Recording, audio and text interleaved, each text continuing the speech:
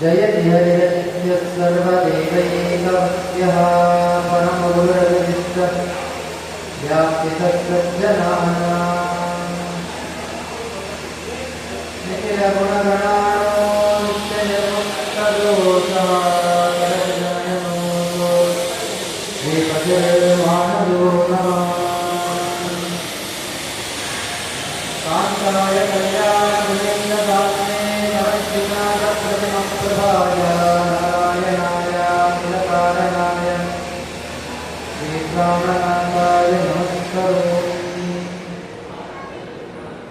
बुद्धिर्बलं यशोधैर्यं निर्भयत्वमरोगता अजाड्यं वाक्पटुत्वं च हनुमत्स्मरणात् भवेत्। न च माधवसमो देवो न च मध्वसमो गुरुः न च तद्वाक्यसमं शास्त्रं च न च तज्ञः समः पुमान्। ब्रह्मान्ता गुरुवः साक्षादिष्टं दैवं श्रियः पतिः आचार्य श्रीमदाचार्य सन्तु मे जन्मनि जन्मनि। चित्रैः पदैश्च गम्भीरैः वाक्यैः मानैः अखण्डितैः गुरुभावं विञ्जयन्ति भाति श्रीजयतीर्थवाक्। अर्थिकल्पितकल्पोऽयं प्रत्यर्थिगजकेसरी व्यासतीर्थगुरुर्भूयात् अस्मदिष्टार्थसिद्धये।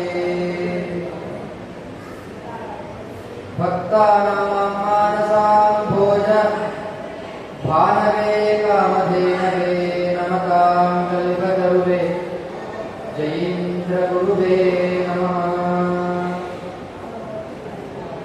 पूज्याय राघवेन्द्राय सत्यधर्मरताय च भजतां कल्पवृक्षाय नमतां कामधेनवे। दुर्वादिध्वान्तरवये वैष्णवेन्दरे श्री राघवेन्द्रगुरुवे नमो अत्यन्तदयालवे। सुधीजनसमस्तारं सुधीन्द्रसुतसुप्रियं सुतमीन्द्रगुरुं वन्दे सुधीन्द्रकरोद्भवम्। सुचमीन्द्रकराब्जोत्तं राघवेन्द्रगुरुप्रियं सुयमीन्द्रगुरुं वन्दे मूलरामार्चनेरतम्। स्वस्तिस्तु सताम् अशेषसन्मङ्गलानि भवन्तु। भक्तश्रोतॄणां श्लोकैकश्रवणपठनमात्रेण निखिलकलिकृतकल्मषा अपुनोदये परुतरे धर्माद्यखिलपुरुषार्थसाधनीभूते सच्चास्त्रप्रतिपाद्य भगवान् वेदोव्यानुवेदित अष्टादशपुराणेषु श्री विजयीन्द्रतीर्थ वैभवम् अद्य कथा आरम्भः। किञ्चित् पूर्वकथानुवादः। श्रीगुरुभ्यो नमः। हरि ओम्। हंसनामक परिव्राजक श्री राघवेन्द्रतीर्थर परंपरागत सुयतीन्द्रतीर्थर करसंजातराದ ಶ್ರೀ ಶ್ರೀ 1008 ಸುಬುಧೇಂದ್ರತೀರ್ಥರ ಆಜ್ಞಾನುಸಾರವಾಗಿ ಈ ಪ್ರವಚನ ಮಾಲಿಕೆಯ ವಾಕ್ಪುಷ್ಪಗಳು ಯುಗಲ ಚರಣಾರವಿಂದಗಳಿಗೆ ಸಮರ್ಪಿಸುತ್ತಾ ನನ್ನ ಒಂದು 2 ಮಾತುಗಳನ್ನು ನಾನು ಪ್ರಾರಂಭ ಮಾಡುತ್ತಾ ಇದ್ದೇನೆ. ಹರಿ ಓಂ. ನಿನ್ನೆ ನಾವು ವಿಜಯೇಂದ್ರರ ಬಗ್ಗೆ ತಿಳ್ಕೊಂಡಿದ್ವಿ. ಅವರು ಗುರುಗಳಲ್ಲಿ ಯಾವ ರೀತಿಯಾಗಿ ಭಕ್ತಿಯನ್ನು ಮಾಡಿದರು, ಭಕ್ತಿಯನ್ನು ಹೇಗೆ ನಮಗೆ ಅವರು ಮಾಡಿದ್ದೇ ಅಂದರೆ ನಮಗೆಲ್ಲರೂ ಸಹಿತ ಪ್ರತಿಯೊಬ್ಬರಿಗೂ ಸಹಿತ ಭಕ್ತಿಯನ್ನು ಯಾವ ರೀತಿಯಾಗಿ ನಾವು ಮಾಡಬೇಕು ಅಂತ ತೋರಿಸ್ಕೊಟ್ಟಿದ್ದಾರೆ. ಅವರ ಗ್ರಂಥಗಳಿಂದ, ಅವರ ವೈವಿಧ್ಯಗಳಿಂದ, ಅವರ ಪದಗಳಿಂದ, ಗ್ರಂಥದಿಂದ ಬರುವಂತಹ ಪದಗಳಿಂದ ನಮಗೆ ಅವರು ತೋರಿಸಿಕೊಟ್ಟಿದ್ದಾರೆ ಯಾವ ರೀತಿಯಾಗಿ ನಾವು ಗುರುಗಳನ್ನು ಭಕ್ತಿಯನ್ನು ಮಾಡಬೇಕು. ಅದರಲ್ಲಿ ನಾವು ಭಾಗವತದಲ್ಲಿ ಪಂಚಮ ಸ್ಕಂದ, ಸಪ್ತಮ ಸ್ಕಂದದಲ್ಲಿ ಪ್ರಹ್ಲಾದರಾಜರು ನವವಿಧ ಭಕ್ತಿಯ ಬಗ್ಗೆ ನಿರೂಪಣೆಯನ್ನು ಮಾಡ್ತಾರೆ. ಭಕ್ತಿ ಅಂದರೆ ಏನು? ಅದಕ್ಕೆ ಭಾದಿತ್ತೋ ಭಕ್ತಿ ಎಂದರೆ ಜ್ಞಾನ. ಅಜ್ಞಾನಸ್ಯ ಮೇ ನಿತ್ಯಂ ವಿಷ್ಣೋರ್ಮಾರ್ಗಂ ಪ್ರದರ್ಶಯ.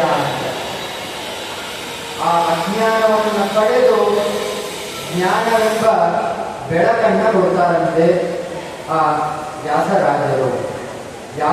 ಗುರು ಸಾರ್ವಭೌಮರು ನಮಗೆ ಅಜ್ಞಾನವೆಂಬ, ನಮ್ಮೊಳಗಡೆ ಇರುವಂತಹ ಅಜ್ಞಾನವೆಂಬ ಕತ್ತಲೆ, ಆ ಕತ್ತಲೆಯನ್ನು ನಿವಾರಿಸಬೇಕು ಅಂದರೆ ಮನೆಯಲ್ಲೆಲ್ಲ ನೆಟ್ಟೋಗ್ಬಿಡುತ್ತೆ. ನಿಮ್ಗೆ ಇದ್ದಕ್ಕಿದ್ದಂಗೆ ಬೆಳಕು ಬರಬೇಕು ಅಂದ್ರೆ ಏನಾದರೂ ಒಂದು ಬೆಳಕು ಬರಬೇಕು, ಏನಾದರೂ ಮೊಂಬತ್ತಿ ಏನಾದರೂ ಹಚ್ತಿರಲ್ಲ. ಅದೇ ರೀತಿಯಾಗಿ ವ್ಯಾಸರಾಜರು ನಮ್ಮೊಳಗಡೆ ಭಗವಂತನಲ್ಲಿ ಯಾವ ರೀತಿಯಾಗಿ ಭಕ್ತಿ, ಗುರುಗಳಲ್ಲಿ ಯಾವ ರೀತಿಯಾಗಿ ಭಕ್ತಿ, ತಂದೆ ತಾಯಿಗಳಲ್ಲಿ ಯಾವ ರೀತಿಯಾಗಿ ಭಕ್ತಿಯನ್ನ ಮಾಡಬೇಕೆಂಬ ಬೆಳಕನ್ನು ನಮಗೆ ವ್ಯಾಸರಾಜರು ತೋರಿಸ್ಕೊಡ್ತಾರೆ ವಿಶೇಷವಾಗಿ. ಅದಕ್ಕೆ ಭಾವದೀಪಿಕಾ. ಎಷ್ಟೋ ಗ್ರಂಥಗಳು ಭಾ ಎಂಬತಕ್ಕಂಥ ಒಂದು ಅಕ್ಷರದಿಂದ ಸ್ಟಾರ್ಟ್ ಆಗುತ್ತೆ, ಪ್ರಾರಂಭ ಆಗುತ್ತೆ. ಆದ್ದರಿಂದ ಭಾ ಎಂದರೆ ಜ್ಞಾನ. ಆ ಜ್ಞಾನವನ್ನ ಯಾವ ರೀತಿಯ, ಇಂತಹ ಜ್ಞಾನ, ಭಗವಂತ ಸತ್ಯ, ಅವನು ಜಗದೊಡೆಯ, ಅವನು ಸಪ್ತಸಾಗರಗಳ ಒಡೆಯ, ನಮ್ಮೊಡೆಯ, ಅವನು ಈಶ, ನಾವೆಲ್ಲರೂ ಸಹಿತ ದಾಸ ಎಂಬತಕ್ಕಂಥ ಒಂದು ದೊಡ್ಡ ವೈಶಿಷ್ಟ್ಯವನ್ನ ನಮಗೆ ಹೇಳಿಕೊಡುತ್ತಾರೆ. ಭಕ್ತಿ ಎಂದರೆ 9 ತರವಾದಂತಹ ಭಕ್ತಿಗಳು. ಅದರಲ್ಲಿ ನವವಿಧ ಭಕ್ತಿ ಅಂತ. ಆ ನವವಿಧ ಭಕ್ತಿಯಲ್ಲಿ ಅರ್ಚನಂ ಎಂಬತಕ್ಕಂಥ ಒಂದು ಭಕ್ತಿ, ಅದು ಅರ್ಚನೆ. ಅರ್ಚನಂ ಎಂಬತಕ್ಕಂಥ ಒಂದು ನಮಗೇನು ಮನಸ್ಸಿನಲ್ಲಿ ಬರುತ್ತೆ ಅಂದ್ರೆ ಅರ್ಚನೆ ಮಾಡೋದು. ಹೇಗೆ ಅರ್ಚನೆ ಮಾಡೋದು? ಭಗವಂತನಲ್ಲಿ ನಾವು ಯಾವ ರೀತಿಯಾಗಿ ಅರ್ಚನೆಯನ್ನು ಮಾಡಬೇಕು? ನಾವು ಭಗವಂತನಲ್ಲಿ ಸಾಮಾನ್ಯವಾಗಿ ದೇವಸ್ಥಾನಗಳಲ್ಲಿ ಎಲ್ಲೇ ಹೋದರೂ ಸ್ವಾಮಿ ಅರ್ಚನೆ ಮಾಡಿಕೊಡಿ ಅಂತ ಹೇಳ್ತೀವಿ. ಹೇಗೆ ಅರ್ಚನೆ? ಭಗವಂತನ 108 ನಾಮಗಳಿಂದ ಅರ್ಚನೆಯನ್ನು ಮಾಡಿಸ್ತೀವಿ. ನಮ್ಮ ಗೋತ್ರ ಮತ್ತು ಹೆಸರು ಇತ್ಯಾದಿಗಳನ್ನು ಹೇಳ್ತೀವಿ. ಆ ಅರ್ಚನೆ 108 ನಾಮಗಳಿಂದ ಮಾಡ್ತಾರೆ. ಹೇಗೆ ಮಾಡಬೇಕು ಅಂದರೆ, ಸಾಮಾನ್ಯವಾಗಿ ಕೇಶವಾದಿ 24 ನಾಮಗಳು. ಯಾವುದು? ನಾವು ಸಂಧ್ಯಾವಂದನವನ್ನು ಯಾರು ಸಂಧ್ಯಾವನ ಮಾಡ್ತಾರೋ ಅವರಿಗೆ ಗೊತ್ತಿರುತ್ತೆ, ಯಾರು ಮಾಡೋದಿಲ್ಲೋ ಅವ್ರಿಗೆ ಗೊತ್ತಿರಲ್ಲ. ಯಾರು ಮಾಡ್ತಾರೋ ಅಂತ ಅವ್ರಿಗೆ ಗೊತ್ತಿರುತ್ತೆ. ಕೇಶವಾಯ ನಮಃ, ನಾರಾಯಣಾಯ ನಮಃ, ಮಾಧವಾಯ ನಮಃ, ಗೋವಿಂದಾಯ ನಮಃ ಎನ್ನುತ್ತಾರೆ. 24 ಚತುರ್ವಿಂಶತಿ ನಾಮಗಳಿಂದ ನಾವು ಭಗವಂತನನ್ನು ಅರ್ಚನೆ ಮಾಡ್ತೀವಿ. ಹಾಗಾದರೆ ಪ್ರತಿಯೊಬ್ಬರೂ ಸಹಿತ ಅರ್ಚನೆ ಮಾಡಿದವರಿಗೆಲ್ಲ ಭಗವಂತ ಮೋಕ್ಷ ಕೊಡಬೇಕಲ್ಲ ಅಂದ್ರೆ ಪ್ರತಿಯೊಬ್ಬರೂ ಸಹಿತ ಅರ್ಚನೆ ಮಾಡ್ತಾರೆ, ಪ್ರತಿಯೊಬ್ಬ ಮನೆಯಲ್ಲೂ ಸಹಿತ ಅರ್ಚನೆ ಮಾಡ್ತಾರೆ. ಆ ಅರ್ಚನೆ ಮಾಡುವ ವಿಧಾನ ಹೇಗೆ ಅಂತ ಅದನ್ನ ತಿಳ್ಕೋಬೇಕಲ್ಲ ಮೊದಲು. ಸುಮ್ಮನೆ ನಾವು ಅರ್ಚನೆ ಮಾಡ್ಬಿಟ್ರೆ ಭಗವಂತನ ಮೇಲೆ ಏರ್ತಾ ಹೋದ್ರೆ ಏನ್ ಮಾತ್ರ ಪ್ರಯೋಜನ? ಇಲ್ಲಿ ಮನಸ್ಸು ಇಟ್ಕೊಂಡು ಭಗವಂತನಲ್ಲಿ ಏರ್ಸ್ತಾ ಇದ್ದೀರಿ, ಮನಸ್ಸಿನಿಂದ ಎಲ್ಲೋ ಬೇರೆ ಕಡೆ ಇದೆ ಅಂತಂದ್ರೆ ಆ ಮನಸ್ಸು ಏಕಾಗ್ರತೆ ಬೇಕಲ್ಲ ನಿಮಗೆ, ಅಂದ್ರೆ ಮಾತ್ರ ಅರ್ಚನೆ ಸಾಫಲ್ಯತೆ ಆಗುತ್ತೆ ಅಲ್ವಾ? ಆವಾಗ ಅರ್ಚನಂ ಅಂತ.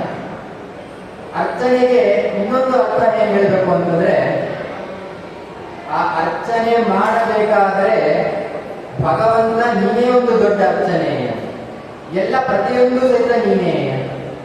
ಅದಕ್ಕೆ ಭಗವಂತನಿಗೆ ಯಾವತ್ತಿಗೂ ಸಹಿತ ಲಿಮಿಟ್ ಇಲ್ಲ, ಪ್ರತಿಯೊಂದು ಕಡೆನೂ ಸಹಿತ ಭಗವಂತ ಇದ್ದಾನೆ. ಅದಕ್ಕೆ ಉದಾಹರಣೆಯಾಗಿ ಪ್ರಹ್ಲಾದರಾಜ ನಮ್ಗೆ ತೋರಿಸ್ಕೊಟ್ಟಿದ್ದಾರೆ. ಹೇಗೆ ಅಂತಂದ್ರೆ, ಹಿರಣ್ಯಕಶಿಪು ಅಂತಾನೆ, ಎಲ್ಲಿದಾನಪ್ಪ ನಿನ್ನ ಹರಿ, ಎಲ್ಲಿದಾನಪ್ಪ ನಿನ್ನ ಹರಿ ಅಂತ ಅಂತಾನೆ. ಇವಾಗ ಯಾರೋ ಒಂದು ವಸ್ತುವನ್ನ ಇಲ್ಲಿದ್ದಾನೆ ಅಂತ ತೋರಿಸಿದ್ರೆ, ಇವಾಗ ಒಬ್ಬ ಮನುಷ್ಯ ಅಲ್ಲಿದ್ದಾನೆ ಅಂದ್ರೆ ಅಲ್ಲಿದ್ದಾನೆ ಅಂತ ಹೇಳ್ಬೋದು. ಆದರೆ ಭಗವಂತ ಅನ್ನೋದನ್ನು ಸರ್ವವ್ಯಾಪಿ, ನಮ್ಮೊಳಗಡೆ ಇದ್ದಾನೆ, ನಿಮ್ಮೊಳಗಡೆ ಇದ್ದಾನೆ, ಕಂಬದಲ್ಲಿದ್ದಾನೆ, ಗ್ರಂಥದಲ್ಲಿದ್ದಾನೆ, ನಿಮ್ಮ ಮನಸ್ಸಿನಲ್ಲಿ, ಹೃದಯದಲ್ಲಿ, ಕಮಲದಲ್ಲಿ ಇರುವಂತಹ ಭಗವಂತ ಇದ್ದಾನೆ. ಪ್ರತಿಯೊಂದು ಕಡೆಯಿಂದಲೂ ಸಹಿತ ಭಗವಂತ ಇದ್ದಾನಲ್ಲ, ಆ ಭಗವಂತನ ಹೇಗೆ ಅರ್ಚನೆ ಮಾಡೋದು? ಹೊರಗಡೆ ಇರುವಂತಹ ಭಗವಂತನಿಗೆ ಅರ್ಚನೆ ಮಾಡುವುದು ಬೇರೆ, ಒಳಗಡೆ ಹೃತ್ಕಮಲದ ನಿವಾಸ, ಒಳಗಡೆ ಇರುವಂತಹ ಭಗವಂತನನ್ನ ಅರ್ಚನೆ ಮಾಡುವುದು ಹೇಗೆ ಮಾಡ್ತೀರಿ ಅಂದ್ರೆ, ಭಗವಂತನ ನಾಮಸ್ಮರಣೆ. ಅವನ ನಾಮಸ್ಮರಣೆ ಮಾಡಿದ್ರೆ ಸಕಲ ಪಾಪವು ನಾಶ ಆಗುತ್ತೆ. ಭಗವಂತ ಕೇಶವಾಯ ನಮಃ, ವಿಷ್ಣುವೇ ನಮಃ, ನಾರಾಯಣಾಯ ನಮಃ ಅಂತ ಹೇಳಿದ್ರೆ ಸಾಕಾಗುತ್ತೆ, ದೊಡ್ಡ ಪಾಪಗಳು ನಾಶ. ಅದು ಹೇಳೋ ರೀತಿ ಹೇಳಿದ್ರೆ ಪಾಪಗಳು ನಾಶ ಆಗುತ್ತೆ, ಸುಮ್ಮನೆ ಏನೋ ಒಂದು ಹೇಳಿದ್ರೆ ಅದು ಸಹಿತ ನಾಶ ಆಗುತ್ತೆ.